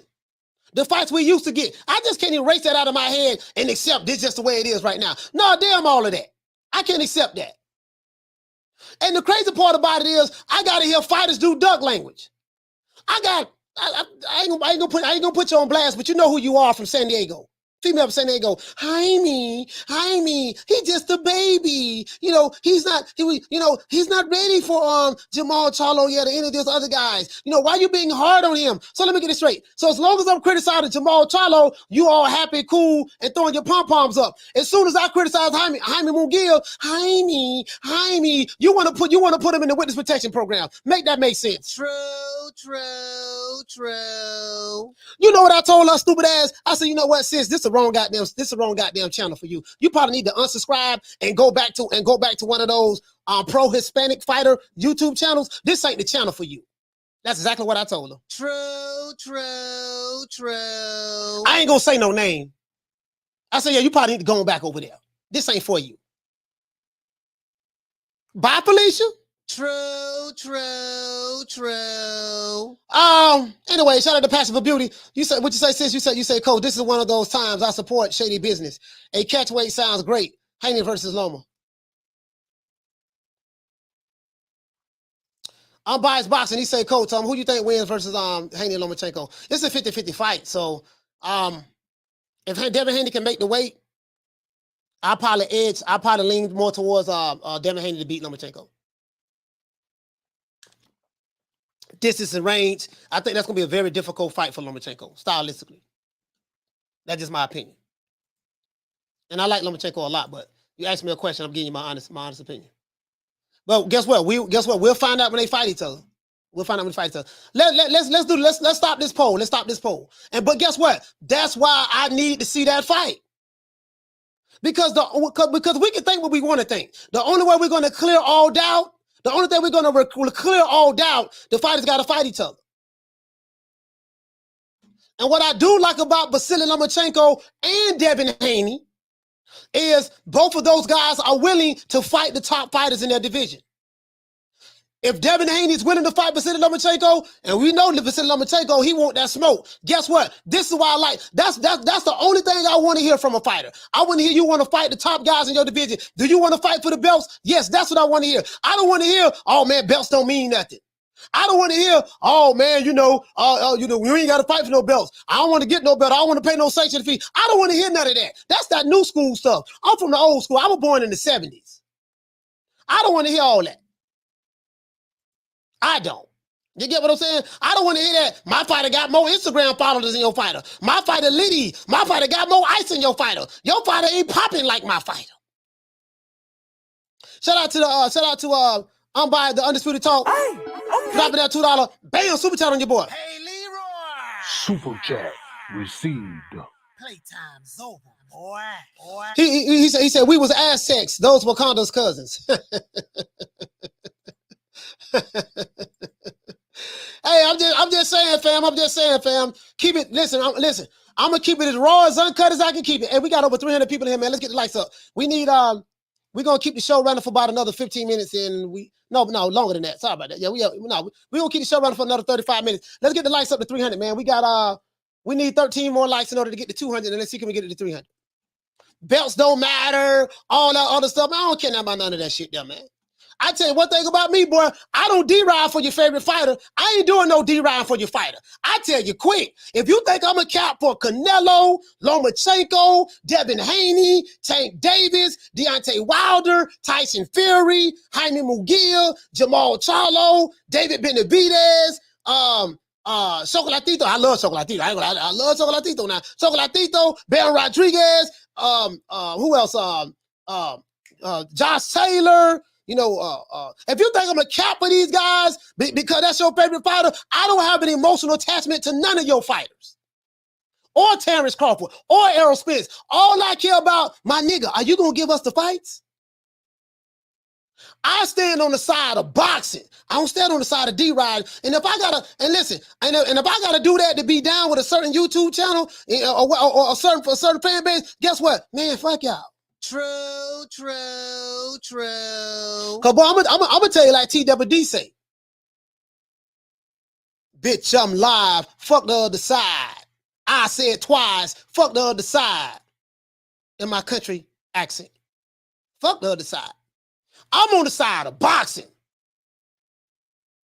I don't give a fuck if he from the Ukraine, if he from Tampa, Florida, if he from Miami, if he from Chicago, if he from Detroit, he from LA, he from London, he from Scotland, he from Nigeria. I don't give a damn where he from. Is he good? Yes. Is this guy good? Yes. When are we gonna see them fight each other? That's all I care about. Mexico, I don't give a damn about that. I don't. I let y'all have the other shit. He said, what about Hippity? Hey man, if Hippity ain't fighting a tough competition, the hell with Hippity too. Shit, Hippity don't get no pass. Shout out to Darren. Hey, dropping that quarter of a bam dub on your boy. Hey, cash out. Super chat received. Playtime's over, boy. He said, salute to Darren, man. Salute to Darren. That's all I care about. That's the code I'm on. And listen, when it comes to boxing, I'm on code. Do you know what code I'm on? The code of boxing. That's the code I'm on when it comes to boxing. That code. The top guys fighting the top guys. Jaime Rivera, what did he say? He say Simon Brown and Morris Blocker were boys and they still fought each other. No, bro, they still fought each other, man.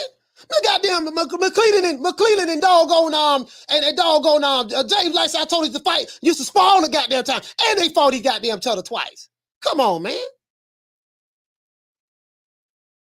Oh yeah, we friends. You know, yeah, man, I came up with him. You know, my baby mama cousin is friends with his auntie Big Booty Judy, who won the one leg up contest when I was in the 3rd grade. Well, what? Nigga, what? What the fuck you doing? What he said? Like I'm like, what he said? Yeah, yeah, man, yeah, we boys. We boys.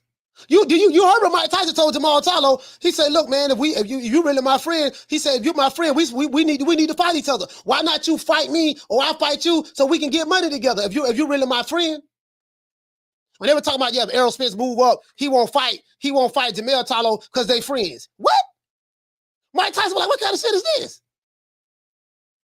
That's what Mike Tyson said. Yeah, we boys, like here.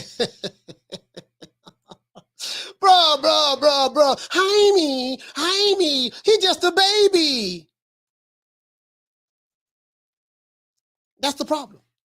True. Motherfuckers, they want to put their fighters in the witness protection program. They want to put their fighters in the witness protection program today. I'm like hauling notes. I can't go for that. Let's end the poll. We got 385 people participated in the poll. Poll is over. Let's see what we got. Let's see what the results are. Lomachenko, 50% of the people who voted in this poll out of 386 votes picked Vasyl Lomachenko to win by KO or TKO. 35% picked Loma to win by decision. 7% picked Ortiz to win by decision. And 6% picked Ortiz to win by TKO or knockout.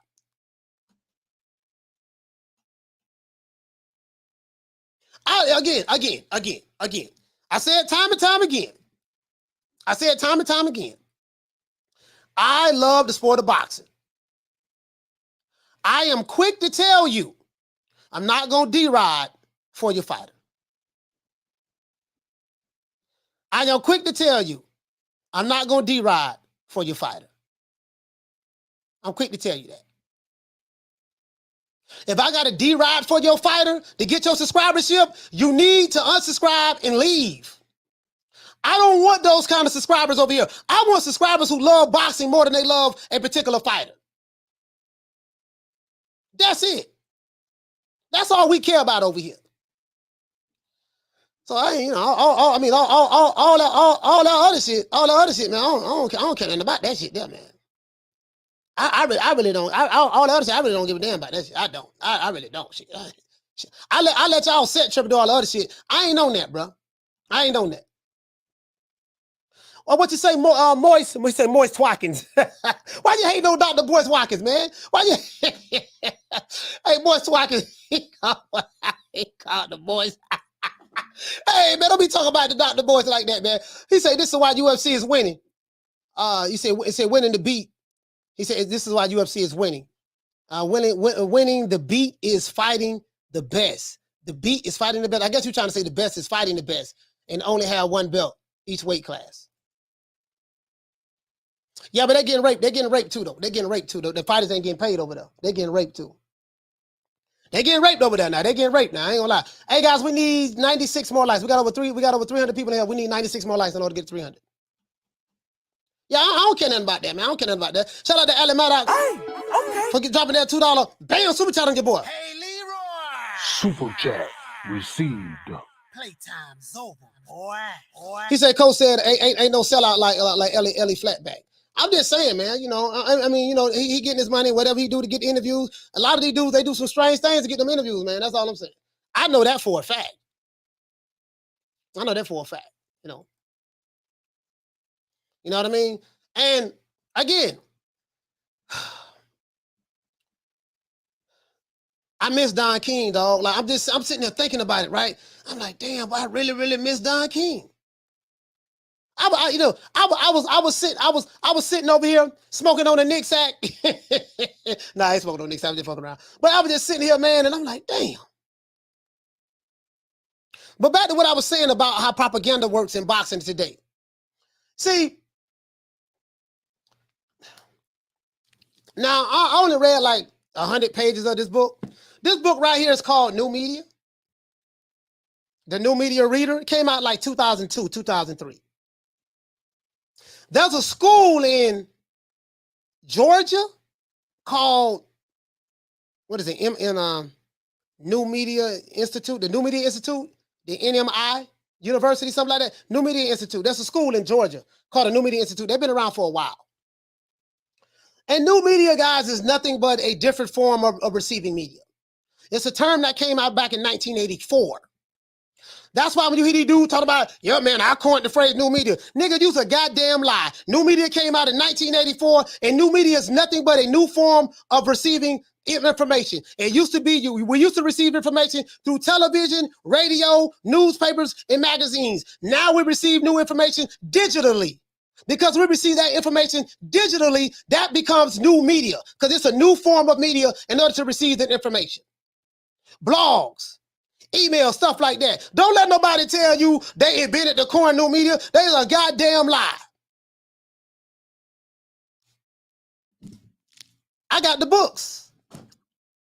You can tell an ignorant nigga that. You can't tell me that. Anyways,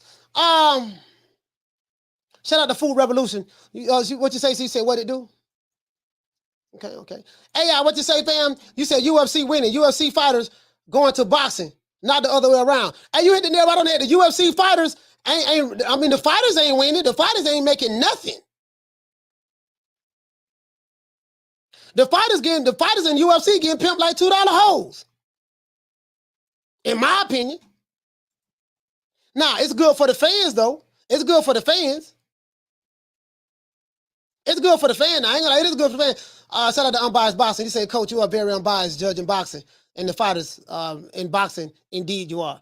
I'm just saying, bro, I have a common sense criteria to me. That's it. And my uncle, he passed away, Uncle Benny Thomas, he passed away. But my uncle the one turned me on to boxing back in 1979. My Uncle Benny. One of his favorite fighters was Aaron Pryor, the great Salvador Sanchez. He loved Salvador Sanchez. Carlos Monzon, Old school, throwback. My uncle was born in 1930s. When he born? 1936? 1936. He passed away in 1999. Yeah. Loved Ali. He loved Sugar Ray Robinson. Now that I think about it, it was quite a few of my favorite fighters is because of my uncle. Because he the one put me up on Sugar Ray Robinson. I was watching an interview where Muhammad Ali said that Sugar Ray Robinson was his favorite fighter. You get what I'm saying? Like Ali loved Sugar Ray. But you get what I'm saying, though. Like, bro, like I just want to get back. I just want to get back to that. I don't want to get back to the wrong side of no streets.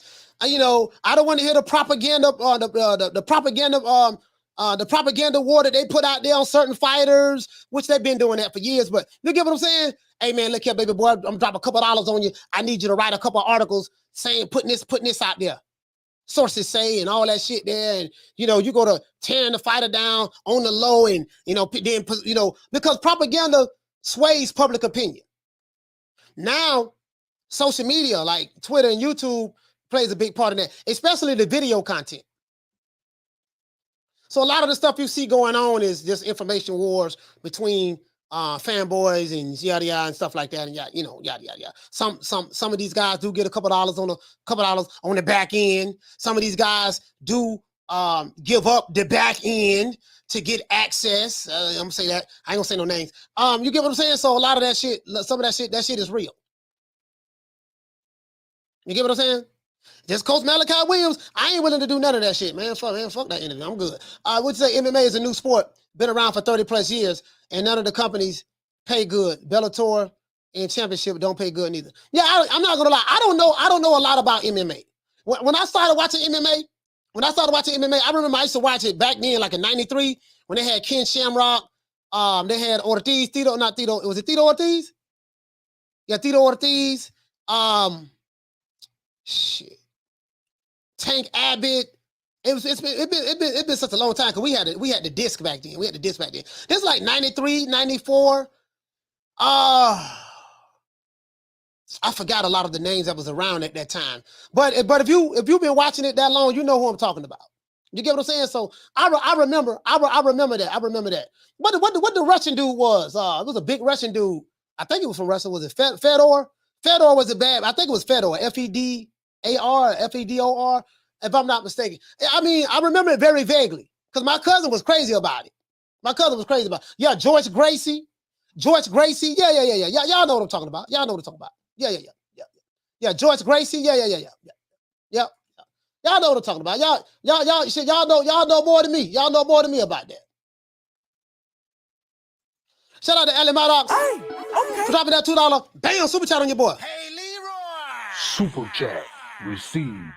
Playtime's over, boy. He said many so-called interviews just promo and infomercials. That's what it is. It's just a new form of media. Like I do this, I come from a marketing background, right? So I know what it is. I know propaganda when I hear it. I'm in school right now for it. Not propaganda school, but I'm just saying the right, you know what I mean? Like, sales letters. This is one of my favorite books right here, Neil Rackman's Spin Selling. This is a book on sales. How to use words to sell products. Copyright. But you get what I'm saying, dog? I got a lot of shit, dog. I got so much stuff, dog. You have no idea. So all of the principles are the same. So you can come from one field or one background and just apply it to whatever you're doing. You get what I'm saying?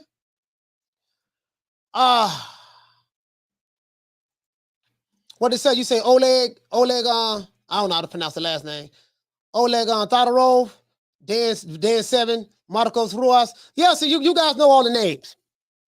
I didn't remember. I know those guys now that you brought them up, but I'm just saying I remember like back in 1993, my cousin was crazy about it. My cousin was crazy about it, man. Like he had I think back then he had this big ass. I think he had the satellite TV at the time. Satellite TV came out around that time, if I'm not mistaken. Maybe it was out a little bit before, but he was the first one I saw. My cousin was the first one I saw with a satellite TV. This 93, 94, if I'm not mistaken. My cousin Shine. My cousin, his name is Norris, but we call him Shine. His nickname Shine. He was a boxer. Cousin was a boxer. He sparred Shannon Briggs. He sparred Lamian Brewster. He sparred got his ass whooped. My cousin's favorite word was, "You ain't doing nothing but cheating yourself." I used to be punching on the punching bag, right? And if I wasn't hitting it right, like he'll be slacking. This is my cousin when I was in the nation. He used to always try to get me to eat pork chop sandwiches. Him, his sister, and his brother. And you know, he used to always try to get me to eat pork chop sandwiches. And he you know, he loved white girls at the time, loved white women at the time. And you know, I was real militant at that time in the nation. You know what I mean? So you know, he like, man, cuz boy, this pork chop, no, it tastes good, cuz you sure you don't want this pork chop? I ain't gonna tell Farrakhan, cuz. I ain't gonna tell Farrakhan, cuz that white girl fine as hell, cuz. I'm finna go get her. You sure you don't want to come over here with me? Well, my cousin was something else. He was always be, you know, but my cousin, he used to be like, you ain't doing nothing but cheating yourself. That stuck in my head. So every time I do something and I'm slacking on it, and if I decide, if I'm slacking on it, right, and I'm like trying to cut corners on something, I remember what he told me. Yeah, don't nobody see what you're doing, but you know you ain't doing nothing but cheating yourself. I cut corners. You may not see that I'm cutting corners, but I know I cut corners. So pause. I try to go hard at everything I do. Pause. I can't afford to cut corners. I got kids. I got little ones. So, Thug and D said, who JoJo fight? JoJo fight William Zepeda. He fight William Zepeda. That's who JoJo fight. Carla, what's your name? Where you calling from? Yo, it's Dirty Red. What's going on, Coach? Dirty Red, talk to me, my brother. Man, look, I was sitting here thinking, right? We talking about we not getting the fights we want to see. Now, a lot of these guys will say they pro fighter, you know. Don King was ripping people off, and they pro fighter, and fighters go in there and risk their lives, and, you know, so they want the fighters to get paid and compensated, right? Right. But what about the fighters who get underpaid to go in there in the ring and fight these killers? Don't nobody ever talk about them. You hit the nail right on the head. No names that everybody always, huh? You hit the nail right on the head, Dirty Red. I talked about that on this show. And when dudes go to talking about, no, go ahead. I don't want to interrupt you. Go ahead. No, I was just saying, like, the no names that people, like, talk and laugh about. Oh, he's fighting a cab driver. Well, what about the cab driver? You don't give a fuck about him, do you? Because he, you know what I'm saying, he taking maybe, what, 60,000, 100,000 at the best to fight a guy who's going to make a few $1 million to go in there and beat the fuck out of him. True. Yeah. Hit the nail right on the head, Dirty Red, because bro, like you so spot on. We don't care about the fighter that's, and I brought this up on the show one day, because dude was like, yeah, man, this dude need to get paid. He got to get compensated. He got to get his money. I was, you know, and we don't want the fighter to get robbed and this and that. I said, yeah, but what about the dude that's a C-class fighter that's getting in there with an A-class fighter? He gonna get killed. This is why the top fighters need to fight the top fighters, because it's an even playing field. It's an even playing field, Dirty Red. If you got a top fighter, Mike Tyson, or one of these top guys fighting a guy that's getting paid $7,500, but this guy getting paid $20 million, and he fighting a whole head cheese sandwich, you like, yeah, man, low risk, high reward. Floyd Mayweather come with a low risk, high reward. Yeah, it's low risk, high reward for you, but it's not a low risk, high reward for the fighter that you're fighting. Mm-hmm. Exactly. The playing field ain't even at all, and that's all we saying. Like even out, you got to even out the competition and the money. You see what I'm saying? These guys want it all one-sided. They want no competition and all the money. Hell no, that's some bullshit for everybody involved. Yeah. Well, except for them. Yeah. And you know what, Dirty Red, you're right. Like the cab drivers should fight the cab drivers, and then you move them up slowly but surely until they increase their skill level. But there's no way that a guy that's an Amazon Prime delivery driver should be in the ring with Goku from Dragon Ball Z. Goku should be fighting Vegeta. Exactly. Come on, man.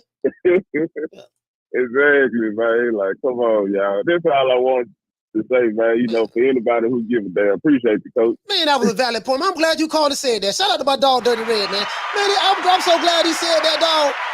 I'm so glad he said that because I kind of like forgot about it, but I talked about it on the show before. But he hit the nail right on the head, man. And this is why the top guys need to fight the top guys, because it's an even playing field. It's an even playing field. Now, all of that is done in the matchmaking, though. All that's done in the matchmaking. It's an even playing field. Hey, we need 70 more likes. Let's get the likes of 70 more likes. It's an even playing field.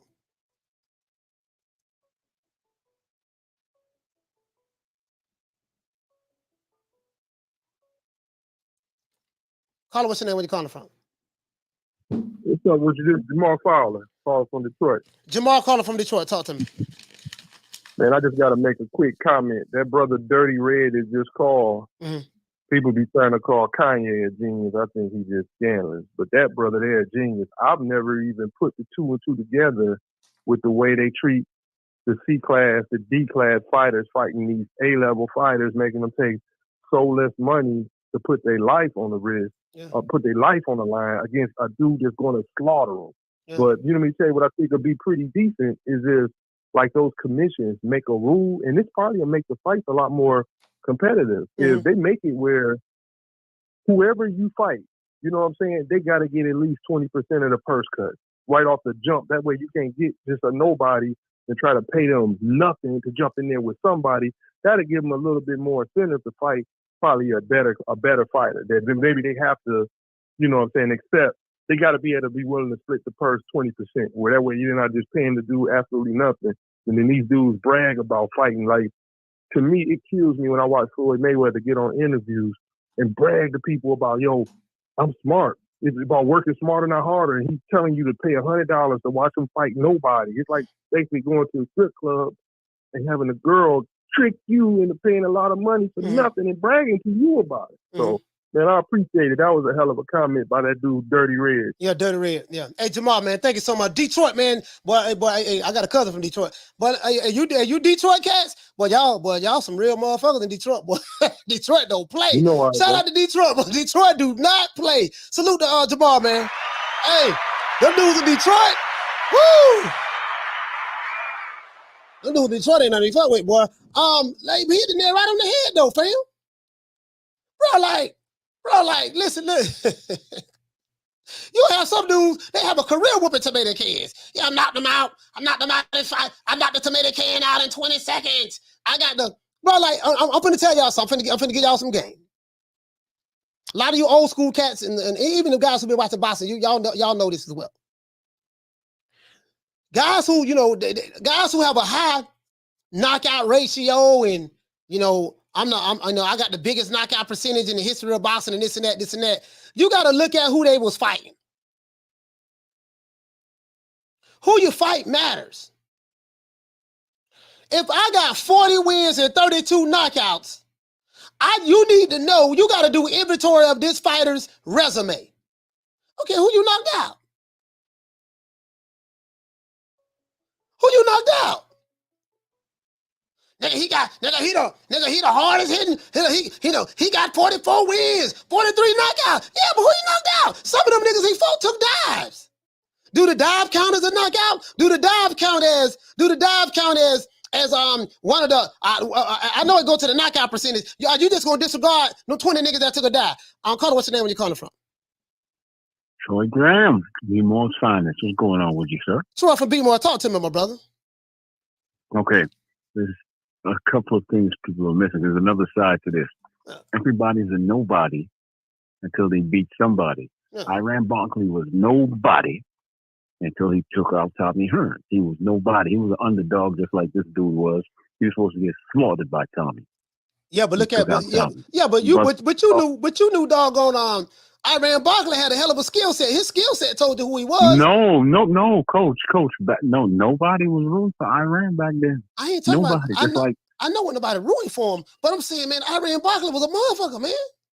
He was a brawler, period. And he wasn't. Tommy was supposed to outbox him and take him out. Let me keep going. Buster Douglas was lamb to the slaughter He became somebody, and he was a nobody. One of the ultimate nobodies who became somebody. Yeah. Azuma Nelson. Azuma freaking Nelson was supposed to be lamb to the slaughter. Yeah, even though he lost to Salvador Sanchez. He got stopped in the 15th round. Even though he lost. Yep. And then I heard a comment on here. Somebody said they forced these guys. No one's forcing them to get in that ring. You have a choice. You can say, I don't want to take the fight, but it's a livelihood, and that's a part of the game, and you have to build yourself up. Simon Brown was a nobody before he became somebody. So there's a flip side to this and all of that stuff, but until you beat that somebody, you're a nobody. Yeah, that's true. Unless you have the Olympics behind you and all that. You make Troy. You make what you did, that argument, that counter argument. You make a valid point. But I think what the brother was saying is those men that you just named, they are the exception to the rules. That's the honestly, counter. That's the counter argument to that as well. Because there's not a bunch of Zuma Nelsons running around, or Iran Barclays, and Buster Douglas. Buster Douglas, he had one good fight that night when he beat Mike Tyson. And then right after that, he went back to nobody. So it wasn't like he beat Tyson and then, he went on his way and he became somebody later on, throughout his career. No, he was just known for that one night to beat Mike Tyson. But the fact is that one fight changed his whole life. It did. And he's secured for life. I understand this business of boxing coming up the way I did, but everybody starts off as 0-0. Unless, of course, you Sugar Ray or Oscar and one of them, and Ali, Foreman, and all them, you go to the Olympics and you come back with that gold, and then at least you have a name. But 9 out of 10 times, you 0-0. Nobody know where the hell you are. You're fighting in front of 30 or 40 or 100 people at a time, and that's it. All right? So there's nobody being forced to get in there. I mean, very few people are being forced. In some situations, you might not have a choice. But you got to take it that it's two sides to this story, man. It's two sides. Okay, I'm gonna let you go. Hey, shout out to Troy from B-More, man. I'm gonna address what you say. Shout out to Troy. Yeah, I'm gonna address that. He's right. I'm gonna address that. He's right, and he's right. That's a flip side to it. But there's a flip side to the flip side. You can look at a dude, and some dudes can tell he ain't got no business in the ring with this guy. If you I hear what Troy's saying, but Buster Douglas could box. He could fight. Iran Barkley was a motherfucker. He was a motherfucker. Azuma Nelson came from Ghana, so didn't nobody really know who he was. But he did become a star that night when he fought Salvador Sanchez. That was the facts. Last minute replacement too. Went 15 rounds. Probably one of the greatest fights I've ever seen. Love that fight. But there's levels to this. There's some dudes you see in the ring with a top-notch fighter, and you're like, man, how the hell he got in this goddamn ring? You can look at certain dudes. You take this empty water bottle. Well, I don't know, boy. He just under water bottle. Nobody. He might become somebody tonight. Man, you can look at this dude. This dude ain't got no goddamn skill. He ain't got no business in the ring with this. He ain't got no business in the ring with Vasyl Lomachenko. This dude ain't got no business in the ring with Devin Haney. This dude ain't got no business in the ring with Tank Davis. Yeah, but it's a good chance he might become somebody. Yeah, it's a chance. Anything can happen. But let's be real, dog. And you can't compare a whole head cheese sandwich to. And Troy is right. There's a flip side. Listen, there's the argument that Dirty Red made. He's right about that. There's a counter argument what Troy made, and there's a counter argument to the counter argument. Come on, man. If I'm a tomato can, and I know from a skill set standpoint, I ain't got no match. There's a reason why the matchmaker picked me. From a skill set standpoint, there's a reason why, and there's levels to this shit. Yeah, boy, you could be the one tonight. You could be the one. Especially when you look at this. Bro, listen, y'all don't want to say the matchmaking, right? Peter McNeely. Peter McNeely fought Mike Tyson. Peter McNeely was a tomato can. Oh, hold on. I'm finna show y'all something. You know what? Troy got me hyped up now. He said skills pay the bills. Most don't recognize skills. Yeah. Hey, shout out to Boston Jills, man. The dude right here, man. Let's put up Peter. I'm finna show you exactly what I'm talking about. Let's put up Peter McNeely. Remember he gave the speech about Mike Tyson? You can laugh. I do this for Paulie. I said, let's do that. Let's put up Peter McNeely before we. Hold on. Hey, let's put up Peter McNeely before I move on, man. Cause I hear what Troy saying, man. And that's my dog. Y'all know I got love for Troy. But goddamn, Troy. Listen, there's a flip side to the flip side. There's a flip side to the flip side. I ain't trying to hear that shit there, boy. And that's it right there. Peter McNeely. No. There's level to this shit. There's level to this shit right here, man. And Peter McNeely, boy. Bro, let me tell you something. There's level cities. I'm going to show you how they come with the old flim-flam. Okay, Peter McNeely. He had a bunch of 4-round fights. 4 rounds, 6 rounds, 5 rounds, 6 rounds, 8-rounder, 6-rounder, 6-rounder, 6-rounder, 8-rounder, 6-rounder, 8-rounder, 8-rounder, 8-rounder. He stepped up and had a 10-rounder, and he lost to a guy by the name of Stanley Wright. And that was for the vacant USA New England heavyweight title. That's in Massachusetts. That's a local belt, right? 1994. So Peter McNeely was 24-0. 24-0 at the time. And he had, how many knockouts he had? He had quite a few knockouts at the time. And he won at 1, 2. He had 1, 2, 3. 3 fight, 4, 5, 6. 6 fights went to decision. So he was 24-0 at the time with 18 knockouts. Then he lost to a guy by the name of Stanley Wright. Then he kept on fighting. He was winning, kept winning. He was winning, right? By the time he got to Mike Tyson, Peter McNeely was 36-1. 36-1 with 30 knockouts. 36-1 with 30 knockouts.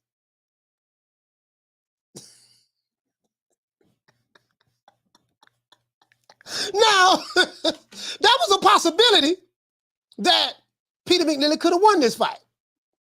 He was nobody until he got to ring by Tyson, right? The difference between Peter McNeely and Buster Douglas can fight. Buster Douglas had an amateur background.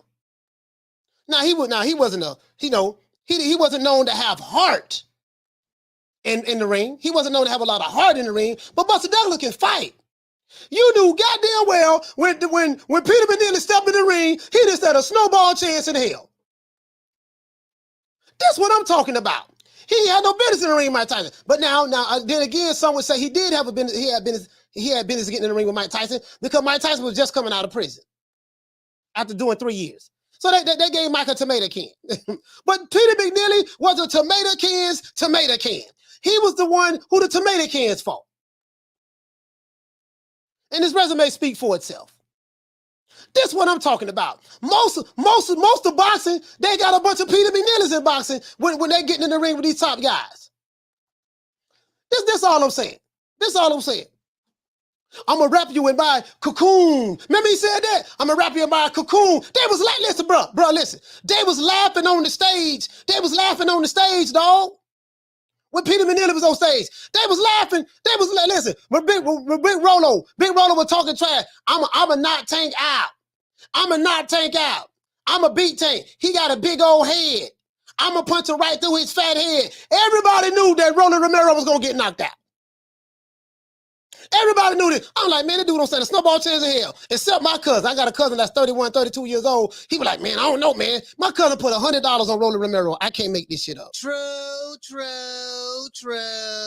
I say, cuz, Rolly Romero don't stand a snowball chance in hell, man. This is a spin job that's being done by Leonard Ellerby and Floyd Mayweather. They hyping this dude up. This dude Tank gonna kill this dude, man. I don't know, cuz, but Big Rolo, because I call him Big Rolo. I got everybody calling Rolly Romero Big Rolo. I don't know, Big Rolo, boy. You see how hard he hit? I said, did you see Rolly Romero last fight? He got beat 12 round decision, 10 round decision. They robbed that dude. That dude outboxed the hell out of Rolly Romero. He has terrible footwork. He has no defense. He leaves his shin out there. He reaches with the backhand. He loads up on all his shots. He has no head movement. His feint game is terrible. He don't know how to slip punches. My cousin all on Instagram. Yeah, but look how he on Instagram. Look how he doing it. But he didn't want to. He betted $100 and lost $100. I can't make this shit up. True.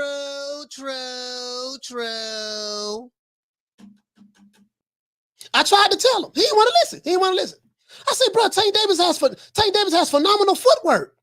He's one of the best boxers best fighters in the sport of boxing. I mean, the footwork alone gonna get his boy problems. Tank can fight on the front foot and the back foot. And he's very good at setting you up with shots. Trap counter game on point. Roland Romero walked right into the left the left hook. With a straight left. Set that trap for him. Backing up. Soon as he got on the ropes, Roland reached out to the right hand again. Tank timed him. Bap! And moved out the way. He went to sleep. My cousin shocked. Like, come on, man. God damn, man. Like, shout out to Bishop Don Magic One for dropping that quarter of a bam dub on your boy. Hey, Leroy. Super chat received. Playtime's over, boy. Hey, guys, we need 50 more likes. Let's get 50 more likes, man. 50 more likes. You get what I'm saying? So that's levels to this. Now, Troy's argument is, he was nobody. Rolly could have won that fight that night. Yeah, but he could have won that fight that night. Yeah, I can go in the woods and whoop a grizzly bear one night. Maybe I can go in the woods and whoop a grizzly bear. Maybe I can go in the forest and shit on the ground and wipe my ass with a tree bark without getting splinters in my ass. Pause. Anything can happen, but come on, man. What's the likelihood of it happening? This man is a tomato can.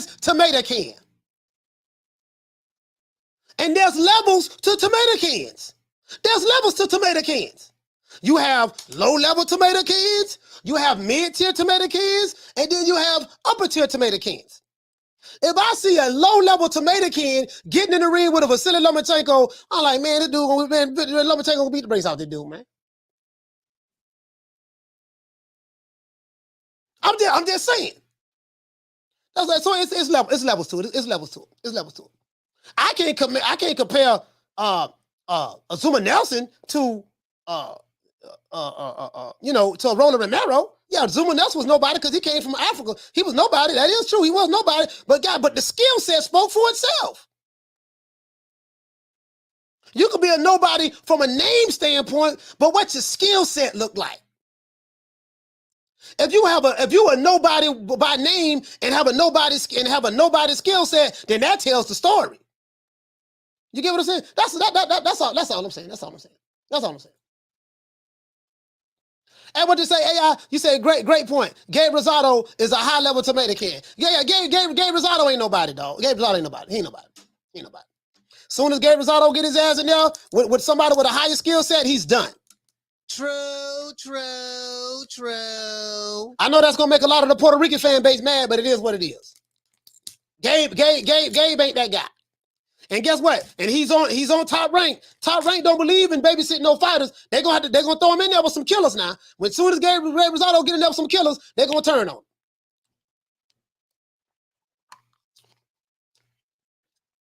Destin said that he said, Coach, what kind of can would you consider Pitbull? Listen, I tell you what. Let me tell you something. I'm gonna be completely honest with you. Shout out to my sister Bless 365. Hey Destin, I'm gonna be completely honest with you. I thought Pitbull. Well, I thought Pitbull was a king. Was a real king in comparison to Tank Davis. I'm not gonna sit here and lie to you. If you was here last year, I said, man, this dude. Cause I was looking at some footage, bro. I promise you this, dog. I promise you this. Prior to Isak Cruz fighting Tank Davis, wasn't nobody picking goddamn Isak Cruz to do the things he did to perform against Tank Davis. Wasn't nobody in Mexico picking him, no goddamn body. I ain't hear no Hispanic YouTube channels talking about goddamn what Pitbull Cruz a killer. Well, I don't know, but he gonna get Tank his hardest fight. None of them was. We ain't know nothing about goddamn Pitbull Isak Cruz. He the Mexican Mike Tyson. I looked at some footage of him. I said, this man got slow footwork. He ain't got no head movement. Man, and if you look at the level of competition that Isak Cruz was fighting, he was fighting tomato can. He was fighting can cans. I'm just being honest, dog. Man, goddamn, Pitbull, the Mexican Mike Tyson. I don't know why they call him Mexican Mike Tyson. He don't even throw no jab like Mike Tyson. He don't have the footwork Mike Tyson had. But we just gonna run with that just for jokes. When he fought Tank Davis, man, that man shocked the hell out of me. I was shocked. I'm like, is this the same motherfucker I was watching them other fights? Damn, Tank can't knock that dude out. I'm the one that came on the record and said that Pitbull was going to get knocked out by Tank Davis in 3 rounds. Man, not only did he not get knocked out, he went 12 rounds. Not only did he go 12 rounds, he rocked Tank a couple of times. Remember Tank got on the ropes? Pitbull caught him with that haymaker. Bap! Tank knees buckled. Tank knees buckled. Tank gotta do that, motherfucker. Hey, motherfucker, Pitbull. Hey, listen. Now, hold on. Let me tell you something. Pitbull, hey, listen, Pitbull got double augury. And then I went to looking at his neck. I said, God damn, I overlooked his neck. Man, Pitbull got 2 necks. He got a neck on top of a neck. That was a character. I used to watch a cartoon called He-Man in the 80s, right? That was a character called Mech and Neck. Mech and Neck had a big ass neck and he used to like raise up, right? And, I used to watch, X-Men like everybody, the Juggernaut. The Juggernaut ain't got no goddamn neck, right? I said, God damn, this little motherfucker here. He had one of them Mike Tyson necks, though. This man got a neck on, this man have 2 necks combined into one. I saw Tank, bro, let me tell you something. I thought Pitbull was a Ken, right? Bro, after that fight, boy, guess what? I don't call Pitbull no Ken no more. True. Pitbull was an exception to the rules. Now, he don't throw no jabs. He ain't really got no footwork, but he throwing haymakers. Can throw a bolo. Now, if he get in the ring with a pure boxer, he gonna get boxed. They're gonna box circles around him. But he made a believe out of me. Yeah, I ain't gonna lie, bro. Pitbull, he slipped through the cracks. Fucking dang, boy. When I saw Tank Davis hit Pitbull with an uppercut and his head didn't move. Tank caught him with an uppercut. How come? Tank caught Pitbull coming in with that uppercut. How come when he caught him with that uppercut, Pitbull's head didn't even move? He looked at Tank like, man, that's all you got? That's all you got, Buto? And I saw Tank's eyes get wide. I said, oh, God damn, boy, this motherfucker here, boy, shit. Tank, why you struggling with that dude? I had to come. What I did, if y'all remember that live I did the next day, I had to come back on the show and apologize. I say, Pitbull, boy, you listen, boy, I apologize. You made a believer out of me. Sometimes you just got to make a believer out of me, man, because I'm like, shit, I ain't never heard of him. I remember in the press conference, Leonard Ellaby and Tank was smiling. Tank had his head down, biting his nails. Leonard Ellaby was he had a smirk on his face. Yeah, and Vasyl Cruz, he's a tough opponent. He can fight. And Leonard was smirking in the interview, trying to keep from laughing. Sometimes you pick the wrong tomato can.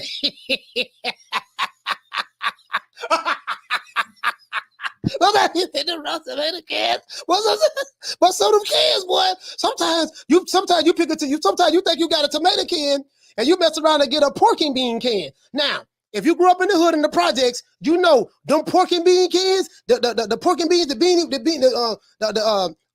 and weenies cans, the old school pork and bean cans. Now them pork and bean cans, they tougher than them tomato cans, dog. True. Yeah. True. Sometimes you pick a can and you pick the wrong can. Shout out to Daddy Red. Hey, okay. We're talking about quarter of a bam, dub on your boy. Hey, Leroy. Super chat received. Playtime's over, boy. He said, remember the dude who regained his senses when he seen F.A. Jabba up close? He said, bro was like, my mama didn't raise no fool. Yeah, and I think he walked out the ring. From the bar, there's a platform stage. People pimping, sharp as razor blades. So I'm just saying, dog. Sometimes it's an exception to the rules. Like, and listen, bro. Prior to that Tank Davis and Vasyl Cruz fight, I wasn't worried about anything, bro. I'm like, man, Tank gonna beat this dude, man. I'm cussing Leonard Ellaby out. I said, man, y'all don't got this man in there with a tomato can. Tank ain't fighting nobody. Right, bro, I was snapping. And then they don't put Tank in there with another tomato can. This man ain't fighting nobody, man. He ain't in no 50-50 fight. I'm tired of this. Man, I'm like, man, I'm going off on Linda Ellaby. Boy, they was... Boy, after that fight, boy, Linda Ellaby had their eyes were looking wide because didn't nobody know what the judges were going to say, right? And after the fight, bro, Vasyl Cruz ain't have a scratch on his face. The man did not have a scratch on his face, dog. He didn't have a scratch on his face. Like for real. So, anyways, doggone, bruh. But there's levels to this. There's levels to this. That's all I'm saying. That's all I'm saying.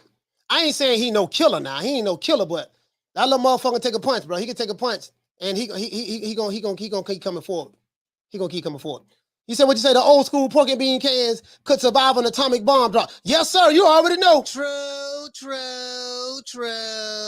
They ask Saint. They say, you know, Javon tell you a lot of people in the crowd, they feel like that you kind of lost this fight, or some even feel that, this fight was a lot tougher. Are you willing to give him a rematch? Tank said, hell no. That told you the story right there. Tank said, hell no. Because Tank a knockout artist. He known for knocking motherfuckers out. He like, man, I hit that motherfucker with my best shot. I can see Tank going back to the corner talking to Calvin Ford.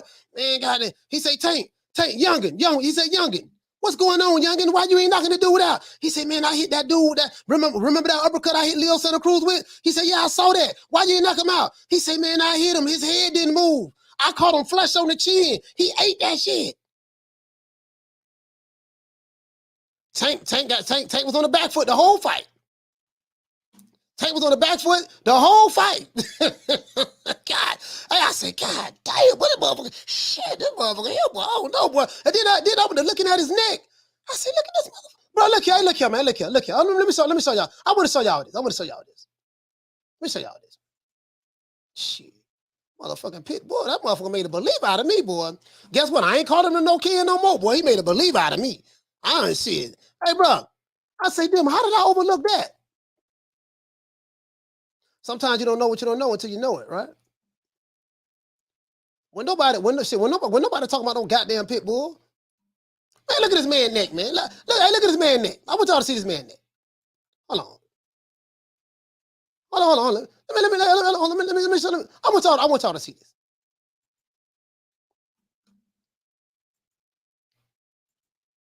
Hold on, guys. Hold on. I want y'all to see this man's neck. That's all.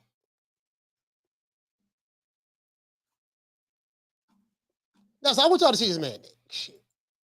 I'm like, okay, goddamn. Tank hit this man with an uppercut. Look at this man's neck, man. This is by far two necks into one. The man got veins popping out right here. The man have veins popping out right there. This man has two necks right here, bro. Looking like a goddamn muscle hamster. What, about 5'2", something like that? Looking like a man, look how wide that man. Listen, hold on. Let me show y'all a picture of Mike Tyson neck. Mike Tyson in his prime. Show y'all a picture of Mike Tyson neck. Let's look at Mike. This motherfucker here, man. Shit. I say, that's why I would Tank hit him with that uppercut. He ain't go nowhere. Man, God, don't look at that motherfucker neck. I say, man, what the fuck? I see what's like. Let me see. Hold on, what's this mic right here? Let me see. Matter of fact, no. We'll look at a young Mike Tyson. I want to look at a young Mike Tyson. I don't want to look at no old Mike Tyson. I want to look at a young Mike Tyson. Shit. Yeah, we need to. Oh, this the one right here. This the one we need right here. God damn. Motherfucker right here. Good Lord. This don't make no goddamn sense. How you gonna beat a motherfucker with a neck like that? Shit. You hit him with an uppercut, boy. Boy, nigga, please. But I was like, well, I look fuck around and overlook that. I overlook the particulars. Lord have mercy. I want y'all to see this now. I want y'all to see this.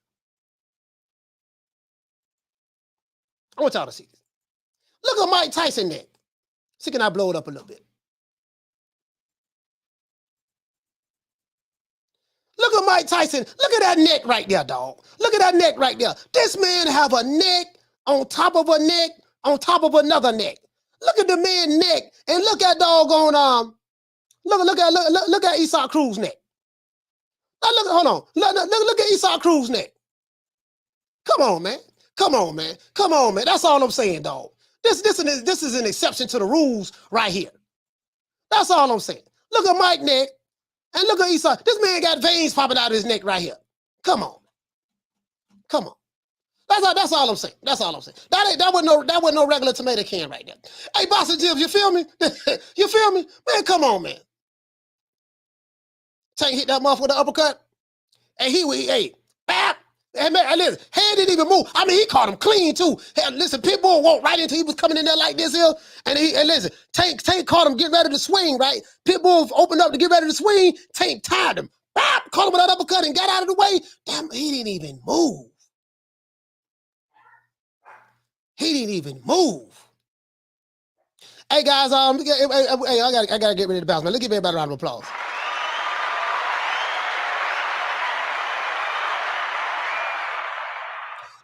Hey, that's an exception. That's an exception to the rule. That's all. What you say, Boss Jim? He say Tyson neck bigger than his head, bro. I'm just saying, bro. I'm just saying. He said that's why they call it the Mexican Mike Tyson. It's the neck, coach. True. Hey, boy. Hey, I don't want no smoke. I don't want no smoke from him, bro. I don't want no smoke because you can't hurt him. You can't hurt him. You can outbox him, but you can't hurt him. You can't hurt him. You can't hurt that dude. How you gonna hurt somebody with a neck like that?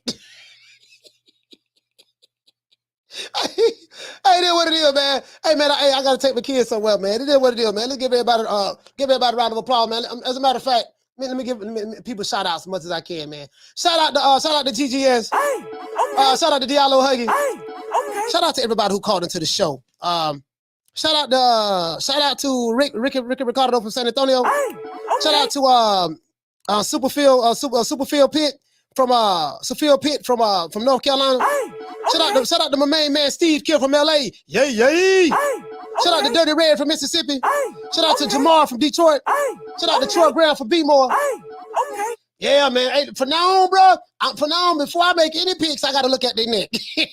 I don't know, he got a big neck, but I don't know. Boy, shit, he got one of them Pitbull Isak Cruz necks, boy. I don't know. It's gonna be kind of, I don't know this, but this probably ain't gonna be no walk in the park right here. Shout out to Jaime Rivera. Hey, okay. Shout out to the Undisputed Talk. Hey, okay. Shout out to SP Got Beats. Hey, okay. Shout out to my sister, shout out to Lisa Bells. Shout out to my sister Bless 365. Our lady was in the building. Lil Green Eyes P. Shout out to Paul Harvey. Not Paul, I mean, some of Dr. Paul Evans. Shout out to L. Harvey. Sorry about that, fam. Knockdown 305, Dade County's finest. Ahmed. Shout out to Ray. Shout out to Old Dirty Boxing. Shout out to Jamario Dixon. Shout out to you. Shout out to Jaime Rivera. Shout out to Boxing Gym. Shout out to my brother Retro Boxing and Documentaries. Shout out to Jay. Shout out to Swad Jones. Shout out to AI Ricky Ricardo, Pugilism, Old Dirty Boxing. Salute to Ahmed. Shout out to Jorge, Miguel Charco, Lisa Bells, Old Dirty Boxing. Shout out to my main man Smith and West. Shout out to Pugilism, Abe, Jamario Dixon.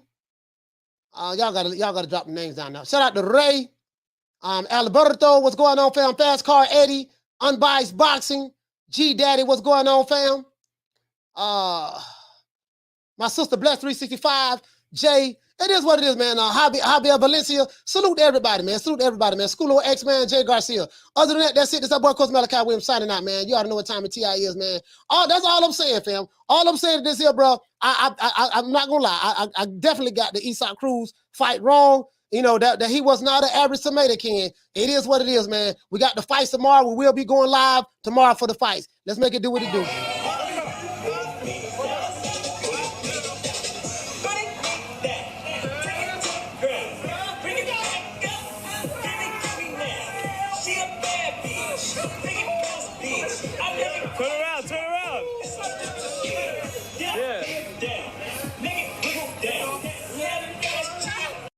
Yes, sir, man. Once again, it's on to that boy, Coach Malachi Williams, signing out. NewMediaTodayUSA Boxing. You know my motto. See you guys tomorrow. Don't meet me there, beat me there. Peace. Man, I'm out of here, bro. Let's go. Come on.